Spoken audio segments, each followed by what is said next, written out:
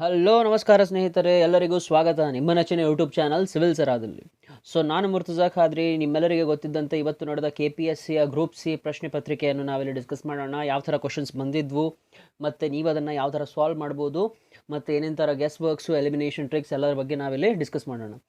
ನೀವು ಇನ್ನೂ ನಮ್ಮ ಚಾನಲನ್ನು ಸಬ್ಸ್ಕ್ರೈಬ್ ಮಾಡಿಲ್ಲ ಅಂದರೆ ಪ್ಲೀಸ್ ನಮ್ಮ ಚಾನಲನ್ನು ಸಬ್ಸ್ಕ್ರೈಬ್ ಮಾಡಿ ಮತ್ತು ಬೆಲ್ ಐಕನನ್ನು ಒತ್ತಿ. ಬನ್ನಿ, ಮೊದಲನೇ ಪ್ರಶ್ನೆಯನ್ನು ಯಾವುದು ಅಂತ ನೋಡೋಣ, ಅದನ್ನು ಯಾವ ಥರ ಸಾಲ್ವ್ ಮಾಡ್ಬೋದು ಅಂತ. ಕೀರ್ತಿ ನಾರಾಯಣ ದೇವಾಲಯ ಎಲ್ಲಿದೆ ಅಂತ ಪ್ರಶ್ನೆ. ಕೀರ್ತಿ ನಾರಾಯಣ ದೇವಾಲಯ ಎಲ್ಲಿದೆ? ಇದರ ಆಪ್ಷನ್ಸು ಹಳೆಬೀಡು, ತಲಕಾಡು, ಸೋಮನಾಥ್ಪುರ ಮತ್ತು ಜಾವಗಲ್ಲು ಅಂತ ಇಲ್ಲಿ ಆಪ್ಷನ್ಸ್ ಕೊಟ್ಟಿದ್ದಾರೆ. ಇದರ ಸರಿಯಾದ ಉತ್ತರ ಯಾವುದಪ್ಪ ಅಂತಂದರೆ ತಲಕಾಡು. ಏನಿದು ತಲಕಾಡುದಲ್ಲಿ ಕೀರ್ತಿ ನಾರಾಯಣ ದೇವಾಲಯವೇನಪ್ಪ ಅಂತಂದರೆ ಇದು ಹೊಯ್ಸಳದ ಎಂಪೈರ್ ಆಗಿತ್ತು ಅದು. ಮತ್ತು ಈ ಕೀರ್ತಿ ನಾರಾಯಣ ದೇವಾಲಯದಲ್ಲಿ ವಿಷ್ಣುವಿನ ಮೂರ್ತಿಯನ್ನು ಇಡಲಾಯಿತು. ಅದು 9 ಫೂಟ್ ಉದ್ದವಾದಂಥ ಮೂರ್ತಿ. ಮತ್ತು ಅದು 1117ನೇ ಇಸ್ವಿಯಲ್ಲಿ ಅದನ್ನು ಯಾರೋ ರಾಜ ವಿಷ್ಣುವರ್ಧನ ಎಂಬ ರಾಜರು ಅದನ್ನು ಈ ದೇವಾಲಯವನ್ನು ನಿರ್ಮಿಸಿದರು. ಇದೇ ರೀತಿಯಲ್ಲಿ ಆಪ್ಷನ್ಗಳನ್ನು ನೀವು ಯಾವ ಥರ ಸಾಲ್ವ್ ಮಾಡ್ಬೋದಪ್ಪ ಅಂತಂದರೆ, ಹಳೆಬೀಡು ಅಲ್ಲಿ ನಿಮಗೆ ಗೊತ್ತಿರುವಂತೆ ಹೊಯ್ಸಳೇಶ್ವರ ಟೆಂಪಲ್ ಇದೆ, ಹೊಯ್ಸಳೇಶ್ವರ ದೇವಾಲಯವಿದೆ. ಅದೇ ಸೋಮನಾಥ್ಪುರದಲ್ಲಿ ಚೆನ್ನಕೇಶವ ಟೆಂಪಲ್ ಇದೆ. ಇವೆರಡವನ್ನು ನೀವು ಎಲಿಮಿನೇಟ್ ಮಾಡಿದ ತಕ್ಷಣ ನಿಮಗೆ ಬರೋ ಆನ್ಸರೇ ತಲಕಾಡು. ಈ ಥರ ನೀವು ಇದನ್ನು ಎಲಿಮಿನೇಟ್ ಮಾಡ್ಬೋದು. ನಿಮಗಿದು ಅರ್ಥ ಆಯ್ತು ಅಂತ ಅನ್ಕೋತೀನಿ. ಬನ್ನಿ, ಎರಡನೇ ಪ್ರಶ್ನೆಯನ್ನು ನೋಡೋಣ. ಏನಿದು ಬಿಜಾಪುರದ ಗೋಲ್ ಗುಮ್ಮಟದಲ್ಲಿ ನಿರ್ಮಾಪಕರು ಯಾರು ಅಂತ ಇಲ್ಲಿ ಪ್ರಶ್ನೆ. ಬಿಜಾಪುರದ ಗೋಲ್ ಗುಮ್ಮಟಿನ ನಿರ್ಮಾಪಕರು ಯಾರು? ಇದರ ಆಪ್ಷನ್ಸು ಮೊಹಮ್ಮದ್ ಗೋರಿ, ಯೂಸುಫ್ ಆರಿಫ್ ಮತ್ತು ಇಬ್ರಾಹಿಂ ಆದಿಲ್ ಶಾ ಮತ್ತು ಮೊಹಮ್ಮದ್ ಆದಿಲ್ ಶಾ ಅಂತ. ಗೋಲ್ ಗುಮ್ಮಟ್ ನಿಮಗೆ ಗೊತ್ತಿರುವಂತೆ ಮೊಹಮ್ಮದ್ ಆದಿಲ್ ಶಾ ಅವರು ಇದನ್ನು ನಿರ್ಮಿಸಿದರು. ಇದು ಆದಿಲ್ ಶಾಹಿ ಡೈನಸ್ಟಿದು ಮತ್ತು ನಮ್ಮ ಕರ್ನಾಟಕದ ಒಂದು ಇಂಪಾರ್ಟೆಂಟ್ ಟೂರಿಸ್ಟ್ ತಾಣ ಆಗಿದೆ ಮತ್ತು ನಮ್ಮ ಇತಿಹಾಸದ ಬಗ್ಗೆ ಒಂದು ಇಂಪಾರ್ಟೆಂಟ್ ಶಾಪನ್ನು ಕೂಡ ಇದು ನಿರ್ಮಿಸುತ್ತದೆ. ಬನ್ನಿ, ಮೂರನೇ ಪ್ರಶ್ನೆಯನ್ನು ನೋಡೋಣ. ಏನಿದು ಮೂರನೇ ಪ್ರಶ್ನೆ ಅಂತಂದರೆ, ಮೈಸೂರು ಸಿವಿಲ್ ಸರ್ವಿಸ್ ಪರೀಕ್ಷೆಯನ್ನು ಪರಿಚಯಿಸಿದವರು ಯಾರು ಅಂತ. ಮೈಸೂರು ಸಿವಿಲ್ ಸರ್ವಿಸ್ ಎಕ್ಸಾಮಿನೇಷನನ್ನು ಯಾರು ಇಂಟ್ರೊಡ್ಯೂಸ್ ಮಾಡಿದ್ರು ಅಂತ ಪ್ರಶ್ನೆ. ಇದರ ಸರಿಯಾದ ಉತ್ತರ ಯಾವುದಪ್ಪ ಅಂತಂದರೆ ಕೆ ಶೇಷಾದ್ರಿ ಅಯ್ಯರ್ ಅವರು. ಈ 4 ಆಪ್ಷನ್ಗಳಲ್ಲಿ ಕೆ ಶೇಷಾದ್ರಿ ಅಯ್ಯರ್ ಅವರು, ಇವರು ನಮ್ಮ ಲಾಂಗೆಸ್ಟ್ ದಿವಾನ್ ಆಗಿದ್ದರು. ಮೈಸೂರಿನ ಲಾಂಗೆಸ್ಟ್ ದಿವಾನ್ ಅಥವಾ ಎಲ್ಲರಿಗಿಂತ ಜಾಸ್ತಿ ಟೈಮ್ ಇವರು ದಿವಾನ್ ಆಗಿದ್ದರು. ಯಾವುದು 1883ರಿಂದ ಸುಮಾರು 1901ರವರೆಗೆ ಅವರು ಇಲ್ಲಿ ಸೇವೆಯನ್ನು ಸಲ್ಲಿಸಿದರು. ಮತ್ತು ಈ ಮೈಸೂರು ಸಿವಿಲ್ ಸರ್ವಿಸ್ ಎಕ್ಸಾಮ್ ಅಲ್ಲದೆ ಡಿಪಾರ್ಟ್ಮೆಂಟ್ ಆಫ್ ಅಗ್ರಿಕಲ್ಚರ್ ಕೂಡ ಇವರೇ ಶುರು ಮಾಡಿದ್ದು. ಮತ್ತು ಇನ್ನೂ ಇತರೆ ಬೇರೆ ಬೇರೆ ಎಲ್ಲ ಒಳ್ಳೆ ಕೆಲಸ ಕಾರ್ಯಗಳನ್ನು ಇವರು ಮಾಡಿದರು.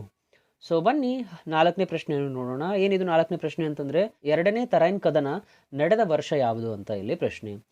ಎರಡನೇ ತರೈನ್ ಕದನ ನಡೆದ ವರ್ಷ 1192. 1192 ADಯಲ್ಲಿ ಈ ಸೆಕೆಂಡ್ ಬ್ಯಾಟಲ್ ಆಫ್ ತರೈನ್ ನಡೆದಿದ್ದು. ಅದು ಯಾರ್ಯಾರ ನಡುವೆಪ್ಪ ಅಂತಂದರೆ ಗೋರಿ ಮತ್ತು ಚೌಹಾನ್, ಪೃಥ್ವಿರಾಜ್ ಚೌಹಾನ್ ಮತ್ತು ಮೊಹಮ್ಮದ್ ಗೋರಿ ಅವರ ನಡುವೆ ನಡೆದ ಈ ಕದನವಾಗಿತ್ತು. ಓಕೆ, ಬನ್ನಿ 5ನೇ ಪ್ರಶ್ನೆಯನ್ನು ನೋಡೋಣ. ಈ ಥರ ಎಲ್ಲ ಹಿಸ್ಟ್ರಿ ಓರಿಯೆಂಟೆಡ್ ಕ್ವಶನ್ ಸ್ಟಾರ್ಟಿಂಗ್ ಬಂದಿದೆ. ನಾವಿಲ್ಲಿ ಡಿಸ್ಕಸ್ ಮಾಡ್ತಿರೋದು ಸೆಟ್ ಸಿ ಆಗಿರೋದು. ಸೆಟ್ ಸಿ ಇನ ಪ್ರಶ್ನೆ ಪತ್ರಿಕೆಯನ್ನು ನಾನಿಲ್ಲಿ ತೊಗೊಂಡಿದ್ದೀನಿ. ಅದರ ರೀತಿ ನೀವು ಕೂಡ ಫಾಲೋ ಮಾಡ್ಕೋದು ಬನ್ನಿ. ಬನ್ನಿ, 5ನೇ ಪ್ರಶ್ನೆಯನ್ನು ನೋಡೋಣ. ಸರ್ ಥಾಮಸ್ ರೋ ಕೆಳಕಂಡ ಯಾವ ಮುಘೋಲ್ ದೊರೆಯ ಆಸ್ಥಾನಕ್ಕೆ ಭೇಟಿ ನೀಡಿದರು ಅಂತ ಇಲ್ಲಿ ಪ್ರಶ್ನೆ. ಸರ್ ಥಾಮಸ್ ರೋ ಬಂದು ಸುಮಾರು 1615ರಲ್ಲಿ ಅವರು ಮುಘಲ ದೊರೆಯನ ಆಸ್ಥಾನಕ್ಕೆ ಬಂದಿದ್ರು. ಅವ್ರು ಯಾರು? ಜಹಾಂಗೀರಿನ ದೊರೆಯ ಆಸ್ಥಾನಕ್ಕೆ ಅವರು ಬಂದಿದ್ರು. ಎದಕ್ಕಪ್ಪ ಅಂತಂದರೆ ಪರ್ಮಿಷನ್ ತೊಗೊಳಕ್ಕೆ, ಟ್ರೇಡ್ ಮಾಡೋದಕ್ಕೆ ಪರ್ಮಿಷನ್ ತೊಗೊಳಕ್ಕೆ ಅಲ್ಲಿ ಸೂರತ್ದಲ್ಲಿ. ಅಲ್ಲಿ ಅವರು 1615ರಿಂದ 18ರವರೆಗೆ ಅವರು ಜಹಾಂಗೀರಿನ ಆಸ್ಥಾನದಲ್ಲಿ ಅವರು ಉಳ್ಕೊಂಡಿದ್ರು ಮತ್ತು ಅವರು ಪರ್ಮಿಷನ್ ತೊಗೊಂಡ್ರು. ಐ ಹೋಪ್ ನಿಮಗೆ ಇದೆಲ್ಲ ಅರ್ಥ ಆಯಿತು ಅಂತ ಅನ್ಕೊತೀನಿ. ನಿಮ್ಗೆ ಏನೇ ಡೌಟ್ಸ್ ಆ್ಯಂಡ್ ಕ್ವೆರೀಸ್ ಇದ್ದರೂ ನೀವು ಕಮೆಂಟ್ ಸೆಕ್ಷನಲ್ಲಿ ಕಮೆಂಟ್ ಮಾಡಿ. ಬನ್ನಿ, 6ನೇ ಪ್ರಶ್ನೆಯನ್ನು ನೋಡೋಣ. ಏನಿದು 6ನೇ ಪ್ರಶ್ನೆ ಅಂತಂದರೆ, ಮೈಸೂರು ಚಳುವಳಿಯ ಸಂದರ್ಭದಲ್ಲಿ ಮೈಸೂರು ರಾಜ್ಯದ ದಿವಾನರು ಯಾರಾಗಿದ್ದರು ಅಂತ ಪ್ರಶ್ನೆ. ನಮ್ಮ ಆಪ್ಷನ್ಸ್ಗಳು ಸರ್ ಮಿರ್ಜಾ ಇಸ್ಮಾಯಿಲ್ ಮತ್ತು ಕಾಂತಾರಾಜ್ ಅರಸ್ ಅವರು ಮತ್ತು ಆರ್ಕೋಟ್ ರಾಮಸ್ವಾಮಿ ಮುಡಿಲೆಯರವರು ಮತ್ತು ಸರ್ ಅಲ್ಬೈನ್ ಬೆನರ್ಜಿ ಅವರು. ಸೊ ಈ 4 ಆಪ್ಷನ್ಗಳಲ್ಲಿ ಸರಿಯಾದ ಉತ್ತರ ಯಾವುದಪ್ಪ ಅಂತಂದರೆ ಮೈಸೂರು ಚಳುವಳಿ ಯಾವುದು ನಡೆದಿದ್ದು ಯಾವ ಇಸ್ವಿಯಲ್ಲಿ ಅಂತ ನಿಮಗೆ ಗೊತ್ತಿದ್ದರೆ ನೀವು ಇದನ್ನು ಈಸಿಯಾಗಿ ಆನ್ಸರ್ ಮಾಡ್ಬೋದು. ಸೊ ಯಾವ ಥರಪ್ಪ ಅಂತಂದರೆ ಮೈಸೂರು ಚಳುವಳಿ ನಡೆದಿದ್ದು 1946ಅಲ್ಲಿ. ಸೊ ಆ ಕಾಲದಲ್ಲಿ ಮೈಸೂರಿನ ದಿವಾನರು ಯಾರಾಗಿದ್ರಪ್ಪ ಅಂತಂದರೆ ಆರ್ಕೋಟ್ ರಾಮಸ್ವಾಮಿ ಮುಡಿಲೆಯರವರು ಆಗಿದ್ದರು. ಸೊ ಇದು ಅದರ ಸರಿಯಾದ ಉತ್ತರ. ಸೊ ಬನ್ನಿ 7ನೇ ಪ್ರಶ್ನೆಯನ್ನು ನೋಡೋಣ. ಏನಿದು 7ನೇ ಪ್ರಶ್ನೆ ಅಂತಂದರೆ ಈ ಕೆಳಗಿನ ಕದಂಬ ಅರಸರಲ್ಲಿ ಕಾಲಾನುಕ್ರಮದಲ್ಲಿ ಬರೆಯಿರಿ ಅಂತ ಅವರು ಹೇಳಿದ್ದಾರೆ. ಸೊ ಈ ಕೆಳಗಿನ ಕದಂಬ ಅರಸರಲ್ಲೂ ಕಾಲಾನುಕ್ರಮದಲ್ಲಿ ಬರೆಯಿರಿ. ಸೊ ಇದರ ಸರಿಯಾದ ಉತ್ತರ ಏನಪ್ಪ, ಇಲ್ಲಿ ಕ್ರಮಗಳು ಯಾವುವು ಅಂತಂದರೆ ಮೊದಲನೇದು ಮಯೂರ ಶರ್ಮ, ಮತ್ತು 2ನೇದು ಭಗೀರಥ, 3ನೇದು ಕಾಕುಸ್ಥವರ್ಮ, ಮತ್ತು 4 ಶಾಂತಿವರ್ಮ ಅಂತ. ಸೊ ಈ 4 ಆಪ್ಷನ್ಗಳಲ್ಲಿ ನಮಗೆ ಸರಿಯಾದ ಉತ್ತರ ಯಾವುದಪ್ಪ ಅಂತಂದರೆ 1 2 3 4 ಇದು ಏನು ಕ್ರಮದಿಂದ ಕೊಟ್ಟಿದ್ದಾರಲ್ಲ ಇದು ಸರಿಯಾದ ಉತ್ತರನೇ. ಸೊ ನಮಗೆ ಗೊತ್ತಿರೋದು ಕದಂಬ ಡೈನಸ್ಟಿಯನ್ನು ಯಾರಪ್ಪ ಅದರ ಫೌಂಡರ್ ಅಂತಂದರೆ ಮಯೂರ್ ಶರ್ಮ ಕದಂಬ ಡೈನಸ್ಟಿಯನ್ನ ಫೌಂಡರು, ಮತ್ತು ಅವ್ರನ್ನ ಫಾಲೋ ಮಾಡೋರು ಗಂಗವರ್ಮ, ಅದಾದಮೇಲೆ ಬರೋದು ಭಾಗೀರಥ, ಆಮೇಲೆ ರಘು ಬರ್ತಾರೆ, ಆಮೇಲೆ ಕಕುಸ್ಥವರ್ಮ, ಆಮೇಲೆ ಶಾಂತಿವರ್ಮ. ಸೊ ಇದು ಇದರ ಸರಿಯಾದ ಉತ್ತರ.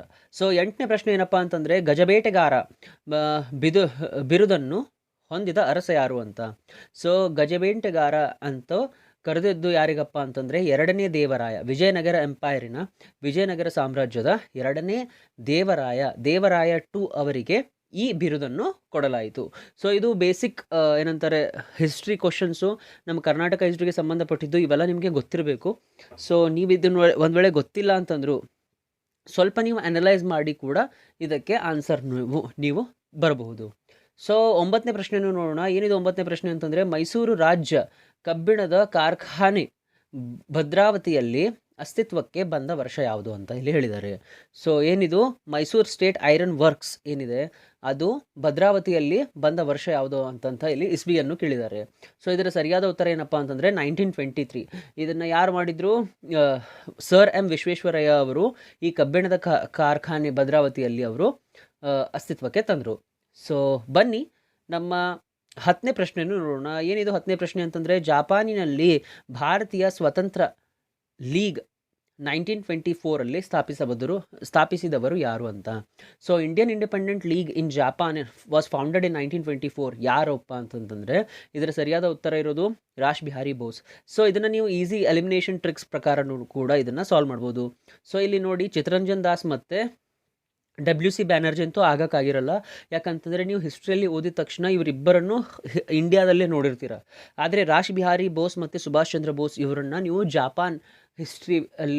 ಜಾಪಾನಿನಲ್ಲಿ ನೀವು ಇವರಿಬ್ಬರ ಹೆಸರನ್ನು ನೀವು ಕನ್ಫ್ಯೂಸ್ ಆಗ್ಬೋದು. ಮತ್ತು ಸುಭಾಷ್ ಚಂದ್ರ ಬೋಸ್ ಈ ಜಾಪಾನಿನ ಬಗ್ಗೆ ಅವರು ಜಾಪಾನದಲ್ಲಿ ಹೋಗಿ ನಮ್ಮ ಇಂಡಿಯನ್ ಇಂಡಿಪೆಂಡೆಂಟ್ ಲೀಗನ್ನು ಅವರು ಸ್ಥಾಪಿಸಿದ್ದು 1940s. ಸೊ ಅದೇ ರೀತಿ ನೀವು ರಾಶ್ ಬಿಹಾರಿ ಬೋಸ್ ಏನಿದೆ ಇದರ ಸರಿಯಾದ ಉತ್ತರ. ಅವರು ಎಲ್ಲ ನಮಗೆ ಸಪ್ಲೈಸ್ ಗನ್ಸು ಮತ್ತು ಎಲ್ಲ ನಮ್ಮ ಫ್ರೀಡಮ್ ಫೈಟರ್ಸಿಗೆ ಅವರು ಸಪ್ಲೈ ಮಾಡ್ತಿದ್ರು. ಅದಕ್ಕೆ ರಾಶ್ ಬಿಹಾರಿ ಬೋಸ್ ಇದರ ಸರಿಯಾದ ಉತ್ತರ. ಸೊ ಬನ್ನಿ 11ನೇ ಪ್ರಶ್ನೆಯನ್ನು ನೋಡೋಣ. ಯಾವ ರಾಜ್ಯ ಈ ಕ್ರಾಪ್ ಸಮೀಕ್ಷೆ 15 ಆಗಸ್ಟ್ 2021ರಂದು ಜಾರಿಗೆ ಬಂದಿತ್ತು ಅಂತ ಇಲ್ಲಿ ಕೇಳಿದ್ದಾರೆ. ಸೊ ಇದರ ಸರಿಯಾದ ಉತ್ತರ ಯಾವುದಪ್ಪ ಅಂದರೆ ಮಹಾರಾಷ್ಟ್ರ. ಇಂಪಾರ್ಟೆಂಟ್ ಕರೆಂಟ್ ಅಫೇರ್ ಆಗಿದೆ ಆಗಸ್ಟ್ ತಿಂಗಳದು. ಸೊ ಏನಪ್ಪ ಈ ಕ್ರಾಪ್ ಸಮೀಕ್ಷೆ ಸ್ಟೇಟ್ಸ್ ಈ ಕ್ರಾಪ್ ಸರ್ವೆಯನ್ನು ಮಹಾರಾಷ್ಟ್ರದಲ್ಲೂ ಜಾರಿಗೆ ತಂದಿದ್ದಾರೆ. ಸೊ ಬನ್ನಿ 12ನೇ ಪ್ರಶ್ನೆಯನ್ನು ನೋಡೋಣ. ಏನಿದು 12ನೇ ಪ್ರಶ್ನೆ ಅಂತಂದರೆ COVID-19 ರೋಗಿಗಳಿಗೆ ಸಹಾಯ ಮಾಡಲು ಭಾರತೀಯ ರೈಲಿನ ದೂರು ನಿಯಂತ್ರಿತ ವೈದ್ಯಕೀಯ ಟ್ರಾಲಿಯ ಹೆಸರೇನು ಅಂತ.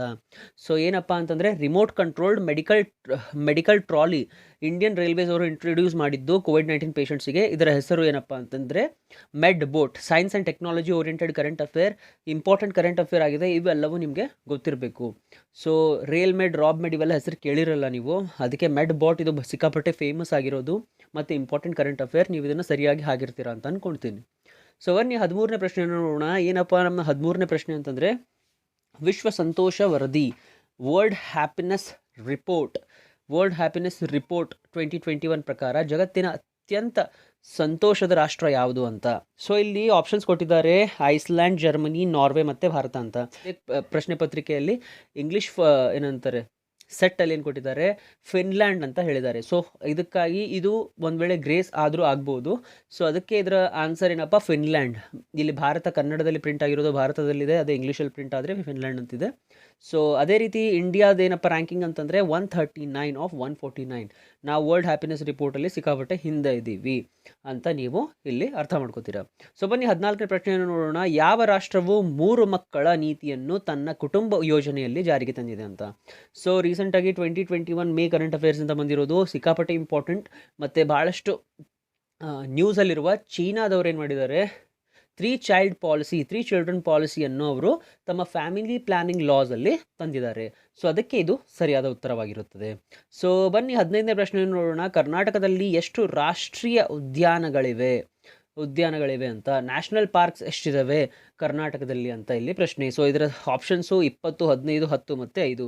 ಸೊ ನಮಗೆ ಗೊತ್ತಿರುವಂತೆ ಏನಪ್ಪ ಅಂತಂದರೆ ಕರ್ನಾಟಕದಲ್ಲಿ 5 ನ್ಯಾಷನಲ್ ಪಾರ್ಕ್ಸ್ ಇದ್ದಾವೆ. ಅವು ಯಾವ್ಯಾವು? ಬಂಡೀಪುರ್, ಬನ್ನೇರುಘಟ್ಟ, ಅನ್ಶಿ ಡಾಂದೇಲಿ ಮತ್ತು ಕುದುರೆಮುಖ, ನಾಗರಹೊಳೆ, ಇವು 5 ನ್ಯಾಷನಲ್ ಪಾರ್ಕ್ಸ್ ಇವೆ. ಸೊ ನೆಕ್ಸ್ಟ್ ಎಕ್ಸಾಮ್ನಲ್ಲಿ ಕೂಡ ಈ 5 ನ್ಯಾಷನಲ್ ಪಾರ್ಕ್ಸ್ ಮೇಲೆ ಕೂಡ ಕ್ವಶನ್ಸ್ ಬರ್ಬೋದು, ಯಾವ್ಯಾವ ಇದ್ದಾವೆ ಅಂತ ಮ್ಯಾಚ್ ದ ಫಾಲೋವಿಂಗ್ಸಲ್ಲಿ ಕೂಡ ಬರ್ಬೋದು, ಅಥವಾ ಈ 4ರಲ್ಲಿ ಯಾವುದು ಇಲ್ಲ ಅಂತ ಕೂಡ ಬರ್ಬೋದು. ಇದು ಎಕ್ಸ್ಟ್ರಾ ಇನ್ಫಾರ್ಮೇಷನ್ ನಿಮಗೆ ಹೆಲ್ಪ್ ಆಗುತ್ತೆ ಅಂತ ಅನ್ಕೋತೀನಿ. ಸೊ ಬನ್ನಿ 16ನೇ ಪ್ರಶ್ನೆಯನ್ನು ನೋಡೋಣ. ಆಲ್ಮಟ್ಟಿ ಆಣೆಕಟ್ಟಿನ ಹೆಸರೇನು ಅಂತ ಹೇಳಿದ್ದಾರೆ. ಸೊ ಆಲ್ಮಟ್ಟಿ ಡ್ಯಾಮಿನ ಇನ್ನೊಂದು ಹೆಸರು ಲಾಲ್ ಬಹದ್ದೂರ್ ಶಾಸ್ತ್ರಿ ಆಣೆಕಟ್ಟು. ಇದು ಇಂಪಾರ್ಟೆಂಟ್ ಕರೆಂಟ್ ಅಫೇರ್, ನಿಮ್ಗೆಲ್ಲರಿಗೂ ಗೊತ್ತಿರುತ್ತೆ. ಕರೆಂಟ್ ಅಫೇರ್ ಅಲ್ಲ, ಇದು ಬೇಸಿಕ್ ಅಂತ ಅನ್ಬೋದು. ಕರ್ನಾಟಕದಲ್ಲಿ ಲಾಲ್ ಬಹದ್ದೂರ್ ಶಾಸ್ತ್ರಿ ಆಣೆಕಟ್ಟು ಅಂತ ಆಲ್ಮಟ್ಟಿ ಡ್ಯಾಮಿನ ಹೆಸರು. ಸೊ ಇದು ಕೃಷ್ಣಾ ನದಿಯ ಮೇಲೆ ಕಟ್ಟಿರಲಾಗುತ್ತೆ. 2005ರಲ್ಲಿ ಇದನ್ನು ಕಟ್ಟಿರ್ತಾರೆ. ಓಕೆ. ಸೊ ಬನ್ನಿ 17ನೇ ಪ್ರಶ್ನೆಯನ್ನು ನೋಡೋಣ. ಕೇಂದ್ರ ಬಜೆಟ್ 2020-21ರಲ್ಲಿ ಕೇಂದ್ರ ಸರ್ಕಾರಕ್ಕೆ ಅತಿ ದೊಡ್ಡ ಆದಾಯ ಮೂಲ ಯಾವುದು ಅಂತ ಇಲ್ಲಿ ಹೇಳಿದ್ದಾರೆ. ಸೊ ಇದರ ಸರಿಯಾದ ಉತ್ತರ ಯಾವುದಪ್ಪ ಅಂತಂದರೆ ಸಾಲ ಮತ್ತು ಇತರ ಹೊಣೆಗಾರಿಕೆ. ಸೊ ಇದರಲ್ಲಿ 4 ಆಪ್ಷನ್ ಕೊಟ್ಟಿದ್ದಾರೆ: ಸರಕು ಮತ್ತು ಸೇವಾ ತೆರಿಗೆ, ಕಂಪನಿ ತೆರಿಗೆ ಮತ್ತು ಆದಾಯ ತೆರಿಗೆ ಅಂತ.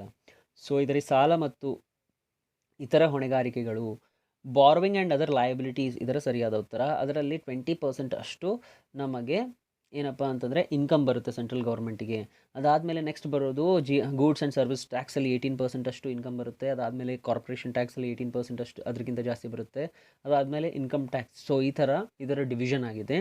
ಸೊ ಇದು ನಿಮಗೆ ಗೊತ್ತಿರಬೇಕು. ಸಿಕ್ಕಾಪಟ್ಟೆ ಬಜೆಟ್ ಮೇಲೆ ಕ್ವಶನ್, ನಿಮಗೆ ಇವೆಲ್ಲ ಬಜೆಟ್ ರಿಲೇಟೆಡ್ ಎಲ್ಲ ಕಾನ್ಸೆಪ್ಟ್ಸು ನಿಮಗೆ ಅರ್ಥ ಆಗಿರಬೇಕು. ಬಜೆಟ್ನ ನೀವು ಕರೆಕ್ಟಾಗಿ ಅನಲೈಸ್ ಮಾಡಿ ಓದಬೇಕು. 18ನೇ ಪ್ರಶ್ನೆಯನ್ನು ನೋಡೋಣ. ಕೆಳಗಿನ ಯಾವ ಸಂಸ್ಥೆಗಳು ಕೆಳಗಿನ ಮತ್ತು ಮೇಲಿನ ಸಂಸ್ಥೆಗಳ ಲಿಂಕ್ ಆಗಿ ಸೇವೆ ಸಲ್ಲಿಸುತ್ತವೆ ಅಂತ ಇಲ್ಲಿ ಹೇಳಿದ್ದಾರೆ. ಏನು ಅಪ್ವರ್ಡ್ ಡೌನ್ವರ್ಡ್ ಲಿಂಕೇಜ್ ಆಗಿ ಯಾವ ಸಂಸ್ಥೆ ಆ್ಯಕ್ಟ್ ಆಗುತ್ತೆ ಅಂತ ಇಲ್ಲಿ ಪ್ರಶ್ನೆ. ಸೊ ಇದರ ಸರಿಯಾದ ಉತ್ತರ ಯಾವುದಪ್ಪ ಅಂತಂದರೆ 3 ಗ್ರಾಮ ಪಂಚಾಯತ್, ಜಿಲ್ಲಾ ಪರಿಷತ್ ಮತ್ತು ಪಂಚಾಯತಿ ಸಮಿತಿ 3 ಕೂಡ ಅಪ್ವರ್ಡ್ ಡೌನ್ವರ್ಡ್ ಲಿಂಕೇಜ್ ಆಗಿ ಆ್ಯಕ್ಟ್ ಆಗುತ್ತೆ. ಸೊ ಅದಕ್ಕೆ ಆಲ್ ಆಫ್ ದಿ ಅಬೋ ಇದರ ಸರಿಯಾದ ಉತ್ತರ. ಸೊ ಬನ್ನಿ 19ನೇ ಪ್ರಶ್ನೆಯನ್ನು ನೋಡೋಣ. ಏನಪ್ಪ, ಈ ಕೆಳಗಿನ ಯಾವ ಹೇಳಿಕೆಗಳು ಸರಿಯಾಗಿಲ್ಲ ಅಂತ ಇಲ್ಲಿ ಹೇಳಿದ್ದಾರೆ. ಯಾವುದು ಸರಿಯಾಗಿಲ್ಲ? IMF ಮತ್ತು IBRD ಎರಡೂ ವಾಷಿಂಗ್ಟನ್ ಪ್ರಧಾನ ಕಚೇರಿಯಲ್ಲಿ ಹೊಂದಿರ್ತವೆ. ಹೌದು, ಇದು ಸರಿಯಾದ ಸ್ಟೇಟ್ಮೆಂಟೇ. ಏನಪ್ಪ, IMF ಮತ್ತು IBRD ಎರಡೂ ಪ್ರಧಾನ ಕಚೇರಿ ಹೆಡ್ ಕ್ವಾರ್ಟರ್ಸ್ ಇರೋದು ವಾಷಿಂಗ್ಟನ್ನಲ್ಲೇ. IMF ಮತ್ತು IBRD ಎರಡೂ ಏನಂತಾರೆ, ಯುನೈಟೆಡ್ ನೇಷನ್ಸ್ನ ಆರ್ಗನೈಸೇಷನಿನ ಘಟಕ ಸಂಸ್ಥೆಗಳು. ಹೌದು, ಇವೆರಡೂ ಕೂಡ UN ನೇಷನ್ಸಿನ ಪಾರ್ಟಿ ಆಗಿರ್ತವೆ. IBRD ಅನ್ನು ವಿಶ್ವ ಬ್ಯಾಂಕ್ ಕೂಡ ಕರೆಯುತ್ತಾರೆ. ಹೌದು, IBRD ಅನ್ನು ವರ್ಲ್ಡ್ ಬ್ಯಾಂಕ್ ಅಂತ ಕರೀತಾರೆ. ಸೊ ಈ 3 ಸ್ಟೇಟ್ಮೆಂಟ್ ಕರೆಕ್ಟ್ ಆದ ತಕ್ಷಣ 4ನೇ ಸ್ಟೇಟ್ಮೆಂಟು ತಪ್ಪಾಗಲೇಬೇಕು. ಸೊ ಏನಿದು, ಯಾವ ಥರ ತಪ್ಪಾಗಿದೆ ಅಂತ ನಾವಿಲ್ಲಿ ನೋಡೋಣ. IMF ಹಣಕಾಸು ನಿಧಿಯಲ್ಲಿ ಭಾರತದ ಮತಪಾಲು ಎಷ್ಟು? 10% ಅಂತ ಹೇಳಿದ್ದಾರೆ. ಸೊ ಇದು ತಪ್ಪಾಗಿದೆ. ಸೊ ಏನಪ್ಪ, ಸ್ಪೆಷಲ್ ಡ್ರಾಯಿಂಗ್ ರೈಟ್ಸ್ ಮೂಲಕ ನಮ್ಮ ದೇಶದ ವೋಟಿಂಗ್ ರೈಟ್ಸ್ ಏನಿದೆ 2.44% ಆಗಿದೆ. ಸೊ ಇದು ಫ್ಯಾಕ್ಟ್ ನಿಮಗೆ ಏನಾದರೂ ಗೊತ್ತಿತ್ತು ಅಂದರೆ ನೀವು ಇದನ್ನು ಎಲಿಮಿನೇಟ್ ಮಾಡ್ಬೋದು, ಅಥವಾ ಈ 3 ಸ್ಟೇಟ್ಮೆಂಟ್ ಕರೆಕ್ಟ್ ಇದೆ ಹೀಗೂ ಕೂಡ ನೀವು ಆನ್ಸರನ್ನು ತಲುಪ್ಬೋದು. ಸೊ ಬನ್ನಿ 20ನೇ ಪ್ರಶ್ನೆ ನೋಡೋಣ. ದೇಶೀಯ ಕರೆನ್ಸಿ ಮೆಚ್ಚುಗೆಗೆ ಎಂದರೆ ದೇಶೀಯ ಕರೆನ್ಸಿಯ ಮೌಲ್ಯವು ಅಂತ ಇಲ್ಲಿ ಹೇಳಿದ್ದಾರೆ. ಸೊ ಏನಪ್ಪ, ಅಪ್ರಿಸಿಯೇಷನ್, ನಮ್ಮ ಡೊಮೆಸ್ಟಿಕ್ ಕರೆನ್ಸಿ ಏನಿದೆ ಅದು ಒಂದು ವೇಳೆ ಅಪ್ರಿಷಿಯೇಟ್ ಆಯ್ತು ಅಂತಂದರೆ ನಮ್ಮ ವ್ಯಾಲ್ಯೂ ಏನಾಗುತ್ತೆ ನಮ್ಮ ಡೊಮೆಸ್ಟಿಕ್ ಕರೆನ್ಸಿದು ಅಂತ ಇಲ್ಲಿ ಪ್ರಶ್ನೆ ಕೇಳಿದ್ದಾರೆ. ಸೊ ಏನಪ್ಪ, ನಮ್ಮ ದೇಶದ ಕರೆನ್ಸಿ ಒಂದು ವೇಳೆ ಅಪ್ರಿಷಿಯೇಟ್ ಆಯಿತು, ಕರೆನ್ಸಿ ಮೆಚ್ಚುಗೆ ಆಯಿತು, ಅಪ್ರಿಷಿಯೇಟ್ ಆಯಿತು ಅಂತಂದರೆ ಅದರ ವ್ಯಾಲ್ಯೂ ಏನಾಗುತ್ತೆ? ಹೆಚ್ಚಾಗುತ್ತೆ. ಸೊ ಇದರ ಅರ್ಥ ಏನಪ್ಪ ಅಂತಂದರೆ ಕಡಿಮೆ ರೂಪಾಯಲ್ಲಿ ನಾವು ಡಾಲರ್ನ ಬೈ ಮಾಡ್ಬೋದು. ಸೊ ಈಗ ನೀವು $1 ಬೈ ಮಾಡಬೇಕಂತಂದರೆ ಸುಮಾರು 70 ಅದಕ್ಕಿಂತ ಜಾಸ್ತಿ ದುಡ್ಡನ್ನು ಕೊಡಬೇಕು, 70 ರೂಪಾಯಿಯನ್ನು ಕೊಡಬೇಕು. ಸೊ ಒಂದು ವೇಳೆ ನಮ್ಮ ರೂಪಾಯಿನ ವ್ಯಾಲ್ಯೂ ಜಾಸ್ತಿ ಆಯ್ತಪ್ಪ ಅಂತಂದರೆ ಆ ಡಾಲರಿಗೆ ನೀವು 50 ರೂಪಾಯಿ ಕೊಟ್ಟು ಕೂಡ ಕೊಂಡ್ಕೋಬೋದು. ಯಾವಾಗ ನಮ್ಮ ದೇಶದ ರುಪಿಯ ವ್ಯಾಲ್ಯೂ ಏನಿದೆ ಅದು ಜಾಸ್ತಿ ಆಗಬೇಕು, ಅಪ್ರಿಷಿಯೇಟ್ ಆಗಬೇಕು. ಸೊ ಈ ಕಾನ್ಸೆಪ್ಟಿನ ಅರ್ಥ ಇದೆ. $1 ಬೈ ಮಾಡಬೇಕಂತಂದರೆ 70 ರೂಪಾಯಿ ಕೊಡ್ತೀವಿ. ನಮ್ಮ ದೇಶದ ವ್ಯಾಲ್ಯೂ ಜಾಸ್ತಿ ಆಯಿತು, ಡೊಮೆಸ್ಟಿಕ್ ಕರೆನ್ಸಿ ವ್ಯಾಲ್ಯೂ ಜಾಸ್ತಿ ಆಯಿತು ಅಂತಪ್ಪ ಅಂತಂದರೆ ಅದನ್ನು ನಾವು 70, 40, 50ಕ್ಕೆ ಕೂಡ ಬೈ ಮಾಡ್ಬೋದು. ಸೊ ಬನ್ನಿ 21ನೇ ಪ್ರಶ್ನೆಯನ್ನು ನೋಡೋಣ. ಏನಪ್ಪ, ಮಾರ್ಚ್ 31, 2021ರಂದು ಭಾರತದ ಬ್ಯಾಂಕ್ಗಳಲ್ಲಿ ಒಟ್ಟು ಅನುತ್ಪಾದಕ ಆಸ್ತಿಗಳು ಎಷ್ಟು ಅಂದರೆ ನಾನ್ ಪರ್ಫಾರ್ಮಿಂಗ್ ಅಸೆಟ್ಸ್ ಎಷ್ಟಿದ್ವು ಅಂತ ಇಲ್ಲಿ ಪ್ರಶ್ನೆ. Options 12.5 lakh crore, 10.46 lakh crore, 8.34 lakh crore ಮತ್ತು 6.54 lakh crore ಅಂತ ಇಲ್ಲಿ ಹೇಳಿದ್ದಾರೆ. ಸೊ ಇದರ ಸರಿಯಾದ ಆನ್ಸರ್ ಏನಪ್ಪ ಅಂತಂದರೆ 8.34 lakh crore ಇದರ ಸರಿಯಾದ ಉತ್ತರ. ಸೊ ಬನ್ನಿ ನೆಕ್ಸ್ಟ್ ಪ್ರಶ್ನೆಯನ್ನು ನೋಡೋಣ. 22ನೇ ಯುರೋಪಿಯನ್ ಒಕ್ಕಟ್ಟು.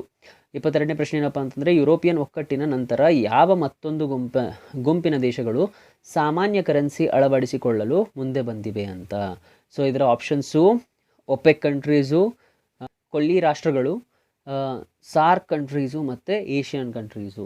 ಸೊ ಇದರ ಸರಿಯಾದ ಉತ್ತರ ಯಾವುದಪ್ಪ ಅಂತಂದರೆ ಗಲ್ಫ್ ಕಂಟ್ರೀಸ್, ಕೊಲ್ಲಿ ರಾಷ್ಟ್ರಗಳು ಇದರ ಸರಿಯಾದ ಉತ್ತರ. ಯಾವ ಥರ ನೀವು ಇದನ್ನು ಎಲಿಮಿನೇಟ್ ಮಾಡ್ಬೋದಪ್ಪ ಅಂತಂದರೆ ನಿಮಗೆ ಗೊತ್ತಿರುವಂತೆ ಸಾರ್ಕ್ ಕಂಟ್ರೀಸ್ ಒಂದು ವೇಳೆ ಕಾಮನ್ ಕರೆನ್ಸಿ ಏನಾದರೂ ಮಾಡಬೇಕಂತಂದರೆ ನಿಮಗೆ ಗೊತ್ತಿರ್ತಿತ್ತು. ಇಂಡಿಯಾ, ಪಾಕಿಸ್ತಾನ್ ನಾವು ನೋಡ್ತಿರ್ತೀವಿ, ಮತ್ತು ಅಫ್ಘಾನಿಸ್ತಾನದಲ್ಲೂ ಕಾಮನ್ ಕರೆನ್ಸಿ ಅನ್ನೋ ಪ್ಲ್ಯಾಟ್ಫಾರ್ಮ್ ಅಂತೂ ಈಗಂತೂ ಸದ್ಯದ ಮಟ್ಟಿಗೆ ಮಾಡೋಕ್ಕಾಗಲ್ಲ. ಅದಾದಮೇಲೆ ಏಷ್ಯನ್ ಕಂಟ್ರೀಸ್ ಡಿಫ್ರೆಂಟ್ ಕಂಟ್ರೀಸ್ ಇರ್ತವೆ, ಎಲ್ಲದಕ್ಕೆ ಕಾಮನ್ ಕರೆನ್ಸಿ ಮಾಡೋಕ್ಕಾಗಲ್ಲ due to different various cultures ಆಗಿರ್ಬೋದು. ಆಮೇಲೆ ಒಪೆಕ್ ಕಂಟ್ರೀಸ್ ಸಿಕ್ಕಾಪಟ್ಟೆ ಡಿಫ್ರೆಂಟ್ ಜಾಗ್ರಫಿಯಲ್ಲಿ ಒಪೆಕ್ ಕಂಟ್ರೀಸ್ ಇರ್ತವೆ, ಎಲ್ಲರಿಗೂ ಕಾಮನ್ ಕರೆನ್ಸಿ ಮಾಡೋದು ಸ್ವಲ್ಪ ಕಷ್ಟ ಆಗಿರುತ್ತೆ. ಸೊ ಅದೇ ಜಾಗ್ರಫಿಯಲ್ಲಿ ಬರುವಂಥದ್ದು ಗಲ್ಫ್ ಕಂಟ್ರೀಸು ಕೂಡ ಇದನ್ನು ಮಾಡಬಹುದು. ಸೊ ಅದಕ್ಕೆ ಇದನ್ನು ನೀವು ಈ ಥರ ಸಾಲ್ವ್ ಮಾಡ್ಬೋದು. ಸೊ ಬನ್ನಿ 23ನೇ ಪ್ರಶ್ನೆಯನ್ನು ನೋಡೋಣ. ಸೊ ಏನಪ್ಪ 23ನೇ ಪ್ರಶ್ನೆ ಅಂತಂದರೆ ಬೇಡಿಕೆ ರೇಖೆ ಏನಪ್ಪ ಅಂತಂದರೆ ಡಿಮಾಂಡ್ ಕರ್ವ್ ಯಾವಾಗಲೂ ಯಾವ ಥರ ಇರುತ್ತೆ ಅಂತ ಇಲ್ಲಿ ಹೇಳಿದ್ದಾರೆ. ಅದು ಯಾವಾಗಲೂ ಕೆಳಕ್ಕೆ ಇಳಿಜಾರು ರೀತಿಯಲ್ಲಿ ಇರುತ್ತದೆ. ಸೊ ಯಾವ ಥರ ಇದನ್ನು ತಿಳ್ಕೊಬೋದಪ್ಪ ಅಂತಂದರೆ ಡಿಮಾಂಡ್ ಕರ್ವ್ ಯಾವಾಗಲೂ ಡೌನ್ವರ್ಡ್ ಫೇಸಿಂಗ್ ಇರುತ್ತೆ. ಸೊ ಡೌನ್ವರ್ಡ್ ಸ್ಲೋಪಿಂಗ್ ಇರುತ್ತೆ. ನೀವು ಕರ್ವನ್ನು ಡ್ರಾ ಮಾಡಿ ಇಲ್ಲಿ ನಾನು ತೋರಿಸಿರುವಂತೆ, ಸೊ ಇಲ್ಲಿ ನಾನು ತೋರಿಸಿರುವಂತೆ ನಿಮಗೆ ಇಲ್ಲಿ ವೈ ಆಕ್ಸಿಸಲ್ಲಿ ಪ್ರೈಸನ್ನು ತೋರಿಸಿರ್ತೀನಿ, ಆಮೇಲೆ ಇಲ್ಲಿ ಎಕ್ಸ್ ಆಕ್ಸಿಸಲ್ಲಿ ಕ್ವಾಂಟಿಟಿಯನ್ನು ತೋರಿಸಿರ್ತೀನಿ. ಯಾವಾಗ ಒಂದು ಪ್ರಾಡಕ್ಟಿನ ಪ್ರೈಸ್ ಜಾಸ್ತಿ ಇರುತ್ತೋ ಆವಾಗ ಅದರದ್ದು ಕ್ವಾಂಟಿಟಿ ಕಡಿಮೆ ಇರುತ್ತೋ ಆವಾಗ ಅದರ ಡಿಮಾಂಡ್ ಜಾಸ್ತಿ ಇರುತ್ತೆ. ಅದೇ ರೀತಿ ಪ್ರೈಸ್ ಕಡಿಮೆ ಇದೆ, ಅದೇ ಕ್ವಾಂಟಿಟಿ ಜಾಸ್ತಿ ಇದೆ ಅಂತಂದರೆ ಏನಪ್ಪ ಅದರ ಡಿಮಾಂಡ್ ಏನಿದೆ ಕಡಿಮೆ ಆಗ್ತಾ ಬರುತ್ತೆ. ಸೊ ಅದನ್ನು ನೀವು ತಿಳ್ಕೊಂಡಿರಬೇಕು.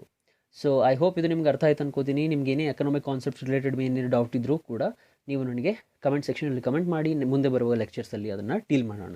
ಸೊ ಭಾರತದಲ್ಲಿ ಮೊದಲು ಯಾವಾಗ ರೂಪಾಯಿಯ ಅನಾಣ್ಯೀಕರಣವನ್ನು ಮಾಡಲಾಯಿತು ಅಂತ, ಡಿಮಾನಿಟೈಸ್ ಯಾವಾಗ ಮಾಡಲಾಯಿತು ನಮ್ಮ ಭಾರತದಲ್ಲಿ ಮೊದಲನೇ ಬಾರಿ ಅಂತಂದರೆ ಇದರ ಸರಿಯಾದ ಉತ್ತರ 1946. 1946ಅಲ್ಲಿ ಫಸ್ಟ್ ಟೈಮ್ ಡಿಮಾನಿಟೈಸೇಷನ್ ಮಾಡಲಾಯಿತು ಬಿಫೋರ್ ಇಂಡಿಪೆಂಡೆನ್ಸ್.